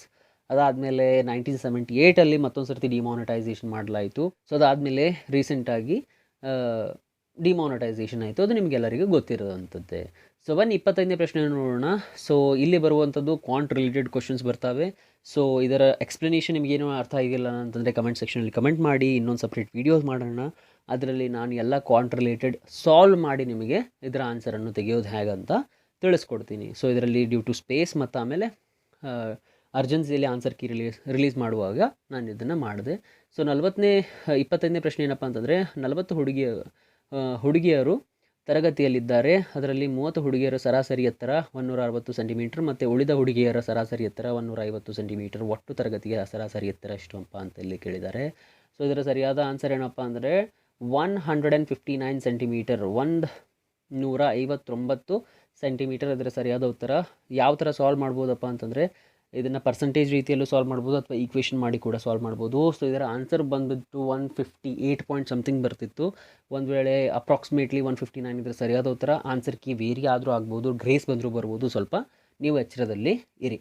ಸೊ ಬನ್ನಿ 26ನೇ ಪ್ರಶ್ನೆಯನ್ನು ನೋಡೋಣ. ಏನಪ್ಪ ಅಂತಂದರೆ ಇಲ್ಲಿ 40% ಅಷ್ಟು ಯಂತ್ರ ಸಾಧನೆ ಮೇಲೆ ಖರ್ಚು ಮಾಡಿದ್ದಾರೆ, 25% ಅಷ್ಟು ಕಟ್ಟಡದ ಮೇಲೆ ಖರ್ಚು ಮಾಡಿದ್ದಾರೆ, 15% ಅಷ್ಟು ಕಚ್ಚಾ ಸಾಮಗ್ರಿಗಳ ಮೇಲೆ ಖರ್ಚು ಮಾಡಿದ್ದಾರೆ, ಮತ್ತು 5% ಅಷ್ಟು ಪೀಠೋಪಕರಣಗಳ ಮೇಲೆ ಖರ್ಚು ಮಾಡಲಾಗಿದೆ. ಯಾರು? ಮೋನಿಕಾ ಅವರು ಖರ್ಚು ಮಾಡಿದ್ದಾರೆ. ಸೊ ಅವಳ ಬಳಿ ಉಳಿದ ಹಣವೆಷ್ಟು ಅಂತಂದರೆ 1305. ಸೊ ಈ ಎಲ್ಲ ಪರ್ಸೆಂಟೇಜಷ್ಟು ನೀವು ಆ್ಯಡ್ ಮಾಡಿದ ತಕ್ಷಣ ನಿಮಗೆ ಬರೋದು 85% ಅಷ್ಟು ಇಲ್ಲಿ ಬರುತ್ತೆ. ಅದು ಎಷ್ಟಪ್ಪ ಅಂತ ನಮಗೆ ಗೊತ್ತಿಲ್ಲ. ಆದರೆ 15% ಉಳಿದಿದ್ದು ಎಷ್ಟಪ್ಪ ಅಂತಂದರೆ ಅದು 1305. ಸೊ ಆವಾಗ ಟೋಟಲ್ ಅಮೌಂಟ್ ನೀವು ಇದನ್ನು ಈಕ್ವೇಷನ್ ಫಾರ್ಮ್ಯಾಟಲ್ಲಿ ಮಾಡಿದ ತಕ್ಷಣ ನಿಮಗೆ ಬರೋ ಆನ್ಸರು 8700 ನಾ ಇಲ್ಲಿ ಮಾಡಿದ್ದೀನಿ. ಸೊ ಇದು ಇದರ ಸರಿಯಾದ ಉತ್ತರ. 27ನೇ ಪ್ರಶ್ನೆಯನ್ನು ನೋಡೋಣ. ಏನಪ್ಪ ಅದು ಅಂತಂದರೆ ಕಾಣೆಯಾದ ಸಂಖ್ಯೆಯನ್ನು ಗುರುತಿಸಿ ಅಂತ ಇಲ್ಲಿ ಹೇಳಿದ್ದಾರೆ. ಸೊ ಇದರಲ್ಲಿ 3 ಬಾಕ್ಸಸ್ ಕೊಟ್ಟಿದ್ದಾರೆ. ಅದೇ ರೀತಿ ಥರ್ಡ್ ಬಾಕ್ಸಸ್ಸಲ್ಲಿ ಕ್ವಶನ್ ಮಾರ್ಕ್ ಎಲ್ಲಿದೆ ಅಲ್ಲಿ ಅದರ ಮೊತ್ತವನ್ನು ನಾವಿಲ್ಲಿ ಕಂಡುಹಿಡಬೇಕು. ಸೊ ಇದು ಸಿಂಪಲ್ ಟ್ರಿಕ್ ಏನಪ್ಪ ಅಂತಂದರೆ ಮೇಲಿನ 2 ಬಾಕ್ಸ್ಗಳೇನಿದ್ದಾವೆ 5 × 4 ಮಾಡಬೇಕು, ಮಲ್ಟಿಪ್ಲೈ ಮಾಡಬೇಕು. ಅದಾದಮೇಲೆ ತೆಳಗಿರೋ ರೈಟ್ ಸೈಡ್ ಇರೋ ನಂಬರನ್ನು ನೀವು ಆ್ಯಡ್ ಮಾಡಬೇಕು. ಆವಾಗ ಲೆಫ್ಟ್ ಸೈಡ್ ಬಾಟಮಲ್ಲಿ ಬರೋ ನಿಮಗೆ ಆನ್ಸರ್ ಬರುತ್ತೆ. ಸೊ 9 4s 36, 36 + 13 = 49 ಇದರ ಸರಿಯಾದ ಉತ್ತರ. ಸೊ ಐ ಹೋಪ್ ನಿಮಗೆ ಇದು ಅರ್ಥ ಆಯ್ತು ಅನ್ಕೋತೀನಿ. ಬನ್ನಿ 28ನೇ ಪ್ರಶ್ನೆಯನ್ನು ನೋಡೋಣ. ಇವೆರಡರಲ್ಲಿ ಯಾವುದು ಹೆಚ್ಚು ಏನಪ್ಪ ಅಂತಂದರೆ 5⁻³ ಮತ್ತು 3⁻⁴. ಸೊ ಇದು ಸಿಂಪಲ್ ಟ್ರಿಕ್ಕು. ಯಾವಾಗಲೂ ನೆನ್ಪಿಟ್ಕೊಳ್ಳಿ. 5⁵ 5 ಕ್ಯೂಬ್ ರೂಟ್ ಏನಪ್ಪ ಅಂತಂದರೆ 125, 3/4 ರೂಟ್ ಎಷ್ಟಪ್ಪ ಅಂತಂದರೆ 3⁴ ಅಂತಂದರೆ 81. ಸೊ ಇದರಲ್ಲಿ ನಿಮ್ಗೆ ಗೊತ್ತಾದಂಗೆ 125 ಜಾಸ್ತಿ ಇದೆ, ಹೀಗಾಗಿ 5�300 ಇದರ ಸರಿಯಾದ ಉತ್ತರ ಆಗಿರುತ್ತೆ. ಸೊ 29 ಕ್ವಶನನ್ನು ನೋಡೋಣ. ಕ್ರಮಾನುಸಾರ ವರ್ಗದಲ್ಲಿ 3 ಬೇಸೆ ಸಂಖ್ಯೆಯನ್ನು ಮೊತ್ತವು 2531 ಆಗಿರುತ್ತದೆ. ಹಾಗಾಗಿ ಸರಿಯಾದ ಆ 3 ಬೇಸ್ ಸಂಖ್ಯೆಗಳನ್ನು ಕಂಡುಹಿಡಿಯಿರಿ ಅಂತ ಇಲ್ಲಿ ಹೇಳಿದ್ದಾರೆ. ಸೊ ಏನಪ್ಪ ಇದು ಅಂತಂದರೆ 3 ಕಾನ್ಸಿಕ್ಯೂಟಿವ್ ಆಡ್ ನಂಬರ್ಸ್ ಏನಿದ್ದಾವೆ ಅದನ್ನು ನೀವು ಸ್ಕ್ವೇರ್ ಮಾಡಿ ಆ್ಯಡ್ ಮಾಡಿದ ತಕ್ಷಣ ನಿಮಗೆ ಬರೋ ಆನ್ಸರ್ ಏನಪ್ಪ ಅಂತಂದರೆ 2531 ಅಂತ ಅವರು ಇಲ್ಲಿ ಹೇಳಿದ್ದಾರೆ. ಸೊ ಇದರ ಸರಿಯಾದ ಉತ್ತರ ಯಾವುದು? 27, 29 ಮತ್ತು 31 ಈ 3 ನಂಬರು ಇದರ ಸರಿಯಾದ ಉತ್ತರ. ಸೊ ಇವು 3ನ್ನು ನೀವು ಸ್ಕ್ವೇರ್ ಮಾಡಿ ಆ್ಯಡ್ ಮಾಡಿದ ತಕ್ಷಣ ಬರೋ ಆನ್ಸರೇ 2531. ಸೊ ಬನ್ನಿ 30ನೇ ಪ್ರಶ್ನೆಯನ್ನು ನೋಡೋಣ. ಕೆಳಗಿನ ಯಾವ ಸಂಖ್ಯೆಗಳು ಖಾಲಿ ಬಿಟ್ಟಿರ್ತಾರಲ್ಲ ಅದರ ಮೊತ್ತ ಎಷ್ಟು ಅಂತ ಇಲ್ಲಿ ಹೇಳಿದ್ದಾರೆ. ಸೊ ಇದರ ಸರಿಯಾದ ಉತ್ತರ 4. ಸೊ ಬನ್ನಿ 31 ನೋಡೋಣ. 31 ಕ್ವಶನ್. 1ರಿಂದ 10ರಲ್ಲಿ ತನಕ ನೀವು ಅಂಕೆಗಳನ್ನು ಬರೆದಾಗ ಸಂಖ್ಯೆ 3ಅನ್ನು ಎಷ್ಟು ಬಾರಿ ಬರೀತೀರಿ ಅಂತ ಇಲ್ಲಿ ಕೇಳಿದ್ದಾರೆ. ಸೊ ಇದರ ಸರಿಯಾದ ಉತ್ತರ 20. ಇಲ್ಲಿ ಬರೆದಿದ್ದೀನಿ ನೋಡಿ 3ರಿಂದ 313. ಇಲ್ಲಿ ನಾನು ಇದನ್ನು ಕರೆಕ್ಟಾಗಿ ಎಕ್ಸ್ಪ್ಲೇನ್ ಮಾಡಿದ್ದೀನಿ ಇಲ್ಲಿ. ಸೊ ಇದರಲ್ಲಿ ಎಲ್ಲ 3 ಎಷ್ಟು ಸರ್ತಿ ಬರೀತೀರಪ್ಪ ಅಂತಂದರೆ 20 ಸರ್ತಿ ನೀವು ಬರೀತೀರಿ. ಸೊ 32ನೇ ಪ್ರಶ್ನೆಯನ್ನು ನೋಡೋಣ. ಏನಪ್ಪ ಇದು ಅಂತಂದರೆ ಒಂದು ಕುಟುಂಬದಲ್ಲಿ ತಂದೆಯ ಪ್ರತಿಯೊಬ್ಬರಿಗಿಂತ ಕೇಕನ್ನು 1/4 ಭಾಗವನ್ನಾಗಿ 3 ಬಾರಿ ಸ್ವೀಕರಿಸುತ್ತಾನೆ. ಹಾಗಾದರೆ ಆ ಕುಟುಂಬದ ಒಟ್ಟು ಸದಸ್ಯರ ಸಂಖ್ಯೆಯನ್ನು ನೀವು ಕಂಡುಹಿಡಿಯಬೇಕು. ಸೊ 1/4 ಅಂತಂದರೆ 25% ಅಷ್ಟು ಫಾದರ್ ತಿಂದ್ಬಿಟ್ಟ ಅಂತಂದರೆ, ತಂದೆ ತಿಂದ್ಬಿಟ್ಟ ಅಂತಂದರೆ, ಉಳಿದ ರಿಮೈನಿಂಗ್ ಪಾರ್ಟ್ ಎಷ್ಟಪ್ಪ ಅಂತಂದರೆ 8.33% ಆಗಿರುತ್ತೆ. ಸೊ ಅದನ್ನು ನೀವು ಡಿವೈಡ್ ಮಾಡ್ಕೋದು ಬಂತಂದರೆ ನಿಮಗೆ ಆನ್ಸರ್ ಬರೋದು 10 ಸದಸ್ಯರು. ಸೊ ಇದನ್ನು ನಾನು ಕರೆಕ್ಟಾಗಿ ಸಾಲ್ವ್ ಮಾಡಿದ್ದೀನಿ, ನೀವು ಕೂಡ ಅದನ್ನು ಸಾಲ್ವ್ ಮಾಡಿ ಆನ್ಸರನ್ನು ತೆಗೀರಿ. ಸೊ ಬನ್ನಿ 33ನೇ ಪ್ರಶ್ನೆ ನೋಡೋಣ. ಒಬ್ಬ ಹುಡುಗನು ತನ್ನ ಹಳ್ಳಿಯಿಂದ ಶಾಲೆಗೆ 3 ಕಿಲೋಮೀಟರ್ ವೇಗದಲ್ಲಿ ಚಲಿಸಿ ನಂತರ ಶಾಲೆಯಿಂದ ಹಳ್ಳಿಗೆ 2 ಕಿಲೋಮೀಟರ್ ಪ್ರತಿ ಗಂಟೆಯ ವೇಗದಲ್ಲಿ ಬರುತ್ತಾನೆ.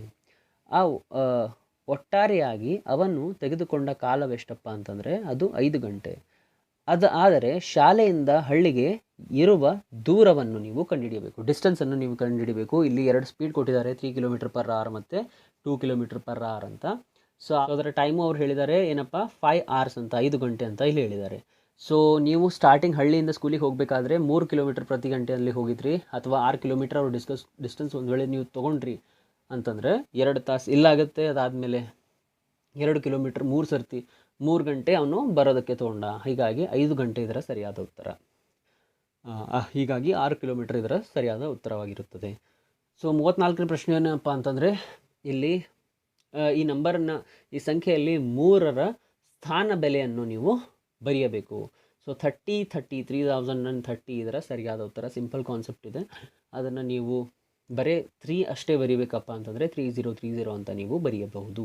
ಸೊ ಈ 35ನೇ ಪ್ರಶ್ನೆ ಏನಪ್ಪ ಅಂತಂದರೆ ಎನ ಆದಾಯವು ಬಿಗಿಂತ 50% ಅಷ್ಟು ಕಡಿಮೆ ಇದೆ, ಬಿನ ಆದಾಯವು ಎಗಿಂತ ಶೇಕಡ ಎಷ್ಟು ಹೆಚ್ಚಾಗಿದೆ ಅಂತ. ಸೊ ಇಲ್ಲಿ ನಾನು ಈಸಿಯಾಗಿ ಕಾನ್ಸೆಪ್ಟನ್ನು ನೀವು ಎಕ್ಸ್ಪ್ಲೇನ್ ಮಾಡ್ತೀನಿ ನೋಡಿ. ಸೊ ಬಿ ಸ್ಯಾಲ್ರಿ ಎಷ್ಟಪ್ಪ ಅಂತಂದರೆ ಒಂದು 100 ರೂಪಾಯಿ ಇದೆ ಅಂತ ನೋಡಿ. ಅದರ 50%ಗಿಂತ ಕಡಿಮೆ ಅಂತಂದರೆ ಎದೆಷ್ಟಪ್ಪ ಅಂತಂದರೆ 50 ರೂಪಾಯಿ ಬಂತು. ಸೊ ಒಂದು ವೇಳೆ ಎ ಸ್ಯಾಲ್ರಿ 50% 50 ರೂಪಾಯಿ ಇದೆಯಪ್ಪ ಅಂತಂದರೆ 50% ಇದು 100% ಆಗಿರುತ್ತದೆ. 50 ರೂಪಾಯಿ ಏನಪ್ಪ ಇದು 100% ಅಷ್ಟು. ಅವನ ಸ್ಯಾಲ್ರಿ 100% ಎಷ್ಟಪ್ಪ ಅಂತಂದರೆ 50 ರೂಪಾಯಿ. ಅದೇ ಒಂದು ವೇಳೆ ಬಿ ಸ್ಯಾಲ್ರಿ ಎಷ್ಟಿದೆ 100 ರೂಪಾಯಿ ಇದೆ, ಅದನ್ನು 100 ರೂಪಾಯಿ ಆಗಬೇಕಪ್ಪ ಅಂತಂದರೆ 100% ಅಷ್ಟು ಇನ್ಕ್ರೀಸ್ ಆಗಬೇಕು ಅವ್ನ ಸ್ಯಾಲ್ರಿ. ಆವಾಗ ಎಷ್ಟಾಗುತ್ತೆ 100 ರೂಪಾಯಿ ಆಗುತ್ತೆ. ಸೊ ಈ ಸಿಂಪಲ್ ಕಾನ್ಸೆಪ್ಟ್ ನಿಮ್ಗೆ ಅರ್ಥ ಆಯಿತು ಅಂತ ಅನ್ಕೋತೀನಿ. ಬನ್ನಿ ನೆಕ್ಸ್ಟ್ ಪ್ರಶ್ನೆಯನ್ನು ನೋಡೋಣ. ಸೊ ಈ ಪ್ರಶ್ನೆಯನ್ನು ನಾನು ಇಲ್ಲಿ ಸಾಲ್ವ್ ಮಾಡಿಲ್ಲ, ಯಾಕಂತಂದರೆ ಸ್ವಲ್ಪ ಏನಂತಂದರೆ ಸಿಕ್ಕಾಪಟ್ಟೆ ಟೈಮ್ ತೊಗೋತಿತ್ತು.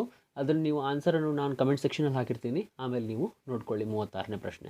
ಸೊ ಬನ್ನಿ 37ನೇ ಪ್ರಶ್ನೆಯನ್ನು ನೋಡೋಣ. ಏನಪ್ಪ ಇದು ಅಂತಂದರೆ, ಈ ಕೆಳಗಿನವುಗಳಲ್ಲಿ ಯಾವ ತೆರಿಗೆಯನ್ನು ಪಂಚಾಯಿತಿಯ ಸಂಗ್ರಹಿಸುತ್ತದೆ ಅಂತ ಇಲ್ಲಿ ಹೇಳಿದ್ದಾರೆ. ಸೊ ಏನಿದು which tax is collected by the panchayat ಅಂತ ಇಲ್ಲಿ ಹೇಳಿದ್ದಾರೆ. ಸೊ ಇದರಲ್ಲಿ ಕೊಟ್ಟಿರೋ ಟ್ಯಾಕ್ಸಸ್ ಯಾವುದಪ್ಪ ಅಂತಂದರೆ ಮಾರಾಟದ ತೆರಿಗೆ, ಸೇಲ್ಸ್ ಟ್ಯಾಕ್ಸ್ ಆಗಿರ್ಬೋದು, ಮತ್ತು ಕಸ್ಟಮ್ ಟ್ಯಾಕ್ಸ್, ಆಮದು ರಫ್ತು ಸೋಂಕುಗಳು, ಮತ್ತು ಭೂ ಕಂದಾಯ ಲ್ಯಾಂಡ್ ಟ್ಯಾಕ್ಸ್ ಆಗಿರ್ಬೋದು. ಸೊ ಇವು ಮೂರು ಕಲೆಕ್ಟ್ ಮಾಡೋದು ಪಂಚಾಯಿತಿ ಅಲ್ಲ. ಲಾಸ್ಟ್ ಉಳಿದಿರೋದು ಯಾವುದಪ್ಪ ಅಂತಂದರೆ ಟ್ಯಾಕ್ಸ್ ಆನ್ ಲೋಕಲ್ ಅಫೇರ್, ಸ್ಥಳೀಯ ಸಂತೆಯ ಮಾರಾಟಗಾರರ ಸ್ಥಳೀಯ ಮೇಲಿನ ತೆರಿಗೆ. ಸೊ ಇದು ಪಂಚಾಯತು ಇದನ್ನು ತಗೊಳ್ಳುತ್ತದೆ, ಅಥವಾ ಪಂಚಾಯತ್ ಇದರ ಕಲೆಕ್ಷನ್ ಮಾಡುತ್ತೆ. ಈ ಟ್ಯಾಕ್ಸಿನ ಕಲೆಕ್ಷನ್ನ ಪಂಚಾಯತ್ ಮಾಡುತ್ತೆ. ಸೊ ಬನ್ನಿ 38ನೇ ಪ್ರಶ್ನೆಯನ್ನು ನೋಡೋಣ. ಈ ಕೆಳಗಿನವುಗಳಲ್ಲಿ ಒಂದು ಗ್ರಾಮೀಣ ಅಭಿವೃದ್ಧಿಯ ಯೋಜನೆಯ ಕಾರ್ಯಕ್ರಮವಲ್ಲ ಅಂತ ಇಲ್ಲಿ ಹೇಳಿದ್ದಾರೆ. ಸೊ ಯಾವುದು ಗ್ರಾಮೀಣ ಅಭಿವೃದ್ಧಿಯ ಕಾರ್ಯಕ್ರಮವಲ್ಲ? ಸೊ ಇದರಲ್ಲಿ ಆಪ್ಷನ್ಸ್ ಕೊಟ್ಟಿದ್ದಾರೆ: ಟ್ರೈಸಮ್, JRY, IRDP ಮತ್ತು CRY. ಸೊ ಕ್ರೈ ಏನಿದೆ, child rights and you. So ಇದು ಒಂದು ಬಂದ್ಬಿಟ್ಟು ಇದು ಗ್ರಾಮೀಣ ಅಭಿವೃದ್ಧಿ, ರೂರಲ್ ಡೆವಲಪ್ಮೆಂಟಿಗೆ ಸಂಬಂಧಪಟ್ಟಿರಲ್ಲ, ಅದಕ್ಕೆ ಇದು ಸರಿಯಾದ ಉತ್ತರವಾಗಿರುತ್ತದೆ. ಸೊ ಬನ್ನಿ 39ನೇ ಪ್ರಶ್ನೆಯನ್ನು ನೋಡೋಣ. ಪ್ರಾದೇಶಿಕ ಗ್ರಾಮೀಣ ಬ್ಯಾಂಕ್ಗಳನ್ನು ಒಟ್ಟು ಬಂಡವಾಳದಲ್ಲಿ ಪ್ರಾಯೋಜಕ ಬ್ಯಾಂಕಿನ ಪ್ರತಿಶತ ಪ್ರಮಾಣವೆಷ್ಟು ಅಂತ ಇಲ್ಲಿ ಹೇಳಿದ್ದಾರೆ. ಸೊ ಏನು ಸ್ಪಾನ್ಸರ್ ಬ್ಯಾಂಕಿನ ಕ್ಯಾಪಿಟಲ್ ಎಷ್ಟು ರೀಜನಲ್ ರೂರಲ್ ಬ್ಯಾಂಕಲ್ಲಿ ಎಷ್ಟು ಪರ್ಸೆಂಟ್ ಇರುತ್ತೆ ಅಂತ. ಸೊ ಇದರಲ್ಲಿ 55%, 45%, 35% ಮತ್ತು 20% ಇಲ್ಲಿ ಆಪ್ಷನ್ಸ್ ಕೊಟ್ಟಿದ್ದಾರೆ. ಇದರ ಸರಿಯಾದ ಉತ್ತರ 35%. ಏನಪ್ಪ ಸ್ಪಾನ್ಸರ್ ಬ್ಯಾಂಕಿನ ಎಷ್ಟು ಪ್ರಮಾಣವಾಗಿರುತ್ತದೆ ಅಂತಂದರೆ, ಸ್ಪಾನ್ಸರ್ ಬ್ಯಾಂಕಿನ ಎಷ್ಟು ಶೇರ್ ಇರುತ್ತಪ್ಪ ಅಂತಂದರೆ 35% ಅಷ್ಟು ಶೇರ್ ಇರುತ್ತೆ, ಸೆಂಟರಿನ 50% ಇರುತ್ತೆ, ಮತ್ತು ಸ್ಟೇಟಿಂದು 15% ಇರುತ್ತೆ. ಇದರ ಡಿವಿಷನ್ ಮೇಲೂ ಕೂಡ ನೆಕ್ಸ್ಟ್ ಸರ್ತಿ ನಿಮಗೆ ಕ್ವಶನ್ಸ್ ಬರ್ಬೋದು, ನೀವು ಕರೆಕ್ಟಾಗಿ ಅವೇರ್ ಆಗಿರಿ ಈ ಪ್ರಶ್ನೆಗಳ ಮೇಲೆ. ಸೊ ಬನ್ನಿ 40ನೇ ಪ್ರಶ್ನೆಯನ್ನು ನೋಡೋಣ. ಯಾವ ರಾಜ್ಯವು ಮೊದಲಿಗೆ ಗ್ರಾಮೀಣ ಉದ್ಯೋಗ ಭರವಸೆಯನ್ನು ಕಾರ್ಯಕ್ರಮವನ್ನು ಜಾರಿಗೆ ತಂದಿತ್ತು ಅಂತ ಇಲ್ಲಿ ಪ್ರಶ್ನೆ. ಸೊ ಇದರ ಸರಿಯಾದ ಉತ್ತರ ಬಂದುಬಿಟ್ಟು ಮಹಾರಾಷ್ಟ್ರ ಇದರ ಸರಿಯಾದ ಉತ್ತರವಾಗಿರುತ್ತದೆ. ನಿಮಗೆ ಇದು ಗೊತ್ತಿರಬೇಕು, ಬೇಸಿಕ್ ಕ್ವಶನ್ನು. ಬನ್ನಿ 40ನೇ ಪ್ರಶ್ನೆಯನ್ನು ನೋಡೋಣ. ಯಾವ ಸಮಿತಿಯು ನಬಾರ್ಡ್ ಸ್ಥಾಪಿಸಲು ಶಿಫಾರಸ್ತು ಮಾಡಿತ್ತು ಅಂತ ಇಲ್ಲಿ ಹೇಳಿದ್ದಾರೆ. ಸೊ ಇಲ್ಲಿ 4 ಏನಪ್ಪ ಕಮಿಟಿಯ ಹೆಸರನ್ನು ಕೊಟ್ಟಿದ್ದಾರೆ, ಸಮಿತಿಯ ಹೆಸರನ್ನು ಕೊಟ್ಟಿದ್ದಾರೆ. ಸೊ ಏನಪ್ಪ ಇದು ಅಂತಂದರೆ Sivaraman committee, Chelliah committee, ದಂತ್ವಾಲಾ committee ಮತ್ತು ರಂಗರಾಜನ್ ಕಮಿಟಿ ಅಂತ. ಸೊ ಇದರ ಸರಿಯಾದ ಉತ್ತರ ಬಂದುಬಿಟ್ಟು ಶಿವರಾಮನ್ ಕಮಿಟಿ. ಇದು ನಬಾರ್ಡ್ ಆ್ಯಕ್ಟ್ 1981 ಅವರು ಈ ಕಮಿಟಿಯ ರೆಕಮೆಂಡೇಶನ್ ಮೇಲೆ ತಂದಿದ್ದರು. ಸೊ ಇದು ನಿಮಗೆ ಗೊತ್ತಿರಬೇಕು ಅಂತ ಅನ್ಕೋತೀನಿ. ಸೊ ಬನ್ನಿ 42ನೇ ಪ್ರಶ್ನೆಯನ್ನು ನೋಡೋಣ. ಸಹಕಾರಿ ಸಂಘವು ಗದಗ ಜಿಲ್ಲೆಯ ಕಣಗಿನಹಳ್ಳಿಯಲ್ಲಿ ಪ್ರಾರಂಭವಾಗಿದ್ದು, ಅದು ಏನಪ್ಪ ಅಂತಂದರೆ ಭಾರತದಲ್ಲಿಯೇ ಮೊದಲವಾಗಿದ್ದು. ಈ ಕಣಗಿನಹಳ್ಳಿಯಲ್ಲಿ ಏನು ಪ್ರಾರಂಭವಾಗಿತ್ತಲ್ಲ ಈ ಸಹಕಾರಿ ಸಂಘವು 1905 ಇದು ಭಾರತದಲ್ಲೇ ಮೊದಲ ಸಹಕಾರಿ ಸಂಘವಾಗಿತ್ತು, ಕೋಆಪರೇಟಿವ್ ಸೊಸೈಟಿ ಆಗಿತ್ತು ಅಂತ ನಿಮಗೆ ಗೊತ್ತಿರಬೇಕು. ಸೊ ಬನ್ನಿ 43ನೇ ಪ್ರಶ್ನೆಯನ್ನು ನೋಡೋಣ. ಭಾರತದಲ್ಲಿ ಮೊದಲ ಬಾರಿಗೆ ರಾಜಸ್ಥಾನವು ಯಾವ ಜಿಲ್ಲೆಯಲ್ಲಿ ಪಂಚಾಯತ್ ರಾಜ್ ವ್ಯವಸ್ಥೆಯನ್ನು ಅಳವಡಿಸಿಕೊಂಡಿತ್ತು ಅಂತ ಇಲ್ಲಿ ಹೇಳಿದ್ದಾರೆ. ಸೊ ನಿಮಗೆ ಗೊತ್ತಿರುವಂತೆ ಮೊದಲನೇ ಸರ್ತಿ ಪಂಚಾಯತ್ ರಾಜ್ ಸಿಸ್ಟಮ್ ಬಂದಿದ್ದು ರಾಜಸ್ಥಾನದಲ್ಲೇ ಬಂದಿತ್ತು. ಆದರೆ ಇಲ್ಲಿ ನೆಕ್ಸ್ಟ್ ಲೆವೆಲಲ್ಲಿ ಕ್ವಶನ್ ಕೇಳಿದ್ದಾರೆ, ಏನಪ್ಪ ಯಾವ ಡಿಸ್ಟ್ರಿಕ್ಟಲ್ಲಿ ಅಥವಾ ಯಾವ ಜಿಲ್ಲೆಯಲ್ಲಿ ಅದನ್ನು ಅಳವಡಿಸಲಾಯಿತು ಅಂತ. ಸೊ ಇದರ ಸರಿಯಾದ ಉತ್ತರ ಬಂದುಬಿಟ್ಟು ನಾಗೌರ್ ಇದರ ಸರಿಯಾದ ಉತ್ತರ. 2 ಅಕ್ಟೋಬರ್ 1959 ಈ ಡಿಸ್ಟ್ರಿಕ್ಟಲ್ಲಿ ಪಂಚಾಯತ್ ರಾಜ್ ಸಿಸ್ಟಮನ್ನು ಅಳವಡಿಸಲಾಯಿತು. ಸೊ ಬನ್ನಿ 44ನೇ ಪ್ರಶ್ನೆಯನ್ನು ನೋಡೋಣ. ಏನಪ್ಪ ಅಂತಂದರೆ ಭಾರತ ಸರ್ಕಾರದ ಚಳುವಳಿಯ ಅತ್ಯುನ್ನತ ಸಂಸ್ಥೆಯಾಗಿದೆ ಅಂತ ಇಲ್ಲಿ ಹೇಳಿದ್ದಾರೆ. ಸೊ ಏನಪ್ಪ the apex organisation for Indian cooperative system ಅಥವಾ ಇಂಡಿಯನ್ ಕೋಆಪರೇಟಿವ್ ಮೂವ್ಮೆಂಟ್ ಅಂತ ಇಲ್ಲಿ ಹೇಳಿದ್ದಾರೆ. ಸೊ ಇದರ ಆಪ್ಷನ್ಸ್ ಕೊಟ್ಟಿದ್ದಾರೆ NCCFI, IFFCO, ICM ಮತ್ತು NCUI ಅಂತ. ಸೊ ಇದರ ಸರಿಯಾದ ಉತ್ತರ ಯಾವುದಪ್ಪ ಅಂತಂದರೆ NCUI, national cooperative union of India. ಇದು 1920s ಈ ಇಂಡಿಯನ್ ಕೋಆಪರೇಟಿವ್ ಮೂವ್ಮೆಂಟನ್ನು ಜಾರಿಗೆ ತಂದಿದ್ದು. ಕರ್ನಾಟಕದಲ್ಲಿ ಜಿಲ್ಲಾ ಪರಿಷತ್ ಅಸ್ತಿತ್ವಕ್ಕೆ ಬಂದ ವರ್ಷ ಯಾವುದು? ಇದರ ಸರಿಯಾದ ಉತ್ತರ ಏಪ್ರಿಲ್ 1987 ಇದರ ಸರಿಯಾದ ಉತ್ತರವಾಗಿರುತ್ತದೆ. ಸೊ ಬನ್ನಿ 46ನೇ ಪ್ರಶ್ನೆಯನ್ನು ನೋಡೋಣ. ತೆರಿಗೆಗಳನ್ನು, ಸುಂಕಗಳನ್ನು ಮತ್ತು ಶುಲ್ಕಗಳನ್ನು ವಿಧಿಸಲು, ಸಂಗ್ರಹಿಸಲು ಮತ್ತು ಹಂಚಿಕೆ ಮಾಡಲು ಪಂಚಾಯಿತಿಗಳಿಗೆ ಅಧಿಕಾರ ನೀಡಿದ ಸಂವಿಧಾನದ ಕಾನೂನು ಯಾವುದು ಅಂತ ಇಲ್ಲಿ ಹೇಳಿದ್ದಾರೆ. ಸೊ ಏನಪ್ಪ ಇದು ಅಂತಂದರೆ ಟ್ಯಾಕ್ಸಸ್, ಟ್ಯಾರಿಫ್ಸ್, ಫೈನ್ಸ್ ಮತ್ತು ಯಾವುದೇ ಟ್ಯಾಕ್ಸಸನ್ನು ಕಲೆಕ್ಟ್ ಮಾಡುವ ಮತ್ತು ಡಿಸ್ಟ್ರಿಬ್ಯೂಟ್ ಮಾಡುವ ಅಥಾರಿಟಿ ಪಂಚಾಯತ್ ರಾಜ್ಗೆ ತಂದುಕೊಟ್ಟ ಆರ್ಟಿಕಲ್ ಯಾವುದಪ್ಪ ಅಂತಂದರೆ ಆರ್ಟಿಕಲ್ 243H, ಕಾಲೂಮು 243 243H. ಇದರ ಈ ಈ ಆರ್ಟಿಕಲ್ ಮೂಲಕ ನಮಗೆ ಪಂಚಾಯತಿಗೆ ಪವರ್ ಸಿಕ್ಕಿರುತ್ತೆ. 47ನೇ ಪ್ರಶ್ನೆಯನ್ನು ನೋಡೋಣ. ಏನಪ್ಪ ಅಂತಂದರೆ ಭಾರತೀಯ ಸರ್ಕಾರದ ಆತ್ಮನಿರ್ಭರ್ತಾ ಭಾರತ್ ಯೋಜನೆಯ ಭಾಗವಾಗಿ ಮೇ 2021ರಲ್ಲಿ ಜಾರಿಗೆ ತಂದ ಪ್ರಧಾನ ಮಂತ್ರಿ ಮತ್ಸ್ಯ ಸಂಪದಾ ಯೋಜನೆಯ ಗುರಿಗಳನ್ನು ಯಾವುದು ಅಂತ ಇಲ್ಲಿ ಹೇಳಿದ್ದಾರೆ. ಸೊ ಇದರ ಸರಿಯಾದ ಉತ್ತರ ಬಂದುಬಿಟ್ಟು 2024-25ನೇ ಅವಧಿಯಲ್ಲಿ ಮೀನಿನ ಉತ್ಪಾದನೆಯನ್ನು 22 ಮಿಲಿಯನ್ ಟನ್ ಹೆಚ್ಚು ಮಾಡುವ ಮತ್ತು ಸರಾಸರಿ ವಾರ್ಷಿಕ ಬೆಳವಣಿಗೆಯ ದರ 9% ಹೆಚ್ಚುವುದು ಇದರ ಮುಖ್ಯ ಗುರಿಯಾಗಿದೆ. ಈ ಗುರಿಯನ್ನು ನಿಮಗೆ ಗೊತ್ತಿರಬೇಕು, ಯಾಕಂತಂದರೆ ನಾವು ನಮ್ಮ ಕರೆಂಟ್ ಅಫೇರ್ಸಲ್ಲಿ ಕೂಡ ನಾವಿದನ್ನು ಮತ್ಸ್ಯ ಸಂಪದಾ ಯೋಜನೆ ಬಗ್ಗೆ ನಾವಿಲ್ಲಿ ಡಿಸ್ಕಸ್ ಮಾಡಿರ್ತೀವಿ. ಸೊ ಅದರ ಗುರಿಯನ್ನು ನಾವಲ್ಲಿ ಡಿಸ್ಕಸ್ ಮಾಡಿದ್ವಿ. ನೀವು ಅದನ್ನು ಫಾಲೋ ಮಾಡಿದ್ರಿ ಅಂತಂದರೆ ನಿಮಗೆ ಗೊತ್ತಿರ್ತಿತ್ತು. ಸೊ ಬನ್ನಿ 48ನೇ ಪ್ರಶ್ನೆಯನ್ನು ನೋಡೋಣ. ಏನಪ್ಪ ಅಂತಂದರೆ ಆರ್ಥರ್ ಲೇವಿಸ್ ಅವರ ಕೊಡುಗೆ ಪ್ರಸಿದ್ಧಿಯಾಗಲು ಅವರು ನೀಡಿರುವ ಯಾವ ಆಪ್ಷನ್ಗಳಲ್ಲಿ ಸರಿಯಾದವಾಗಿರುತ್ತದೆ ಅಂತ ಇಲ್ಲಿ ಹೇಳಿದ್ದಾರೆ. ಸೊ ಆರ್ಥರ್ ಲೇವಿಸ್ ಅವರ ಪಾಪ್ಯುಲರ್ ಕಂಟ್ರಿಬ್ಯೂಷನ್ ಏನಪ್ಪ ಅಂತಂದರೆ ಗ್ರಾಮೀಣ ಭಾಗದಲ್ಲಿ ಅಧಿಕ ಮಾನವ ಸಂಪನ್ಮೂಲವನ್ನು ನಗರ ಪ್ರದೇಶದಲ್ಲಿ ಉಪಯೋಗಿಸುವುದು. ಏನಪ್ಪ ಅಂತಂದರೆ ಸರ್ಪ್ಲಸ್ ಮ್ಯಾನ್ ಪವರ್ ಏನಿರುತ್ತೆ, ನಮ್ಮ ಮಾನವ ಸಂಪನ್ಮೂಲ ಏನು ಜಾಸ್ತಿ ಇರುತ್ತಲ್ಲ ಅದನ್ನು ರೂರಲಿಂದ ಅರ್ಬನ್ನಲ್ಲಿ ತೊಗೊಂಡು ಹೋಗಿ ಅದನ್ನು ಉಪಯೋಗಿಸ್ಬೋದು. ಆ ಕಾಂಟ್ರಿಬ್ಯೂಷನ್ ಏನಪ್ಪ ಆರ್ಥರ್ ಲೇವಿಸ್ದಾಗಿರುತ್ತದೆ. ಸೊ 49ನೇ ಪ್ರಶ್ನೆ ಏನಪ್ಪ ಅಂತಂದರೆ 1992 ಸಂವಿಧಾನದ ಕಾಯ್ದೆ ಎಲ್ಲ ರಾಜ್ಯಗಳಲ್ಲಿ 3 ಹಂತದ ಪಂಚಾಯತ್ ರಾಜ್ ಸಂಸ್ಥೆಗಳ ಪದ್ಧತಿಯನ್ನು ಅವಕಾಶ ಮಾಡಿಕೊಡಲು ಬೇಕಾದ ಜನಸಂಖ್ಯೆಯ ಕನಿಷ್ಠತೆ ಎಷ್ಟಪ್ಪ ಅಂತ ಇಲ್ಲಿ ಕೇಳಿದ್ದಾರೆ. ಸೊ ಇದರ ಸರಿಯಾದ ಉತ್ತರ ಬಂದುಬಿಟ್ಟು 20 ಲಕ್ಷ. ಏನಪ್ಪ 20 lakhs ಇದು ಮಿನಿಮಮ್ ಪಾಪ್ಯುಲೇಷನ್ ಆಗಿರಬೇಕು. ಏನಪ್ಪ 3 ಟೈರ್ ಅಡ್ಮಿನಿಸ್ಟ್ರೇಷನ್ ಮಾಡಲು. ಆವಾಗ ಏನಾಗುತ್ತೆ 3 ಟೈರ್ ಅಡ್ಮಿನಿಸ್ಟ್ರೇಷನ್ ನಾವು ಮಾಡಬಹುದು. ಮತ್ತು ಪ್ರತಿ 5 ವರ್ಷಕ್ಕೆ ಅಲ್ಲಿ ಎಲೆಕ್ಷನ್ ಕೂಡ ನಡೆಯುತ್ತದೆ. ಸೊ ರಾಷ್ಟ್ರೀಯ ಕುಟುಂಬ ಹಿತ ಕಾಯುವ ಯೋಜನೆಯ ಕೆಳಗಿನ ಯೋಜನೆಯಲ್ಲಿದೆ ಅಂತ ಇಲ್ಲಿ ಹೇಳಿದ್ದಾರೆ. So national family benefit scheme ಏನಿದೆ ಇದು ಯಾವ ಸ್ಕೀಮಿನ ಅಂಡರಲ್ಲಿ ಬರುತ್ತೆ ಅಪ್ಪ ಇಲ್ಲಿ ಹೇಳಿದ್ದಾರೆ. ಸೊ ಇದರ ಸರಿಯಾದ ಉತ್ತರ ಬಂದುಬಿಟ್ಟು ರಾಷ್ಟ್ರೀಯ ಸಾಮಾಜಿಕ ಸಹಾಯದ ಯೋಜನೆ, ನ್ಯಾಷನಲ್ ಸೋಷಲ್ ಅಸಿಸ್ಟೆನ್ಸ್ ಪ್ರೋಗ್ರಾಮ್ ಅಂಡರಲ್ಲಿ ನ್ಯಾಷನಲ್ ಫ್ಯಾಮಿಲಿ ಬೆನಿಫಿಟ್ ಪ್ರೋಗ್ರಾಮನ್ನು ನಾವು ತಂದಿದ್ದೇವೆ ಅಂತ ನಿಮಗೆ ಗೊತ್ತಿರಬೇಕು. ಸೊ ಐ ಹೋಪ್ ನಿಮಗಿದು ಅರ್ಥ ಆಯ್ತು ಅನ್ಕೋತೀನಿ. ನಿಮ್ಗೆ ಏನೇ ಡೌಟ್ಸ್ ಬಂದರೂ ನೀವು ಅದನ್ನು ಕ್ಲಾರಿಫೈ ಮಾಡ್ಕೊಳ್ಳಿ. ಸೊ ಬನ್ನಿ 51ನೇ ಪ್ರಶ್ನೆಯನ್ನು ನೋಡೋಣ. ಏನಪ್ಪ 51ನೇ ಪ್ರಶ್ನೆ ಅಂತಂದರೆ ಒಂದು ಸಾದಾ ಕನ್ನಡಿಯ ಮುಂದೆ ಅಥವಾ ಒಂದು ಪ್ಲೇನ್ ಮಿರರಿನ ಮುಂದೆ ನಿಂತಿರುವರೆಂದು ಕಲ್ಪಿಸಿಕೊಳ್ಳಿ ಹಾಗೂ 10 ಡಿಗ್ರಿ ಅಷ್ಟು ತಿರುಗಿದಾಗ ಗೋಚರಿಸುವ ಬಿಂಬ ಎಷ್ಟಾಗಿರುತ್ತದೆ ಅಂತ ಇಲ್ಲಿ ಹೇಳಿದ್ದಾರೆ.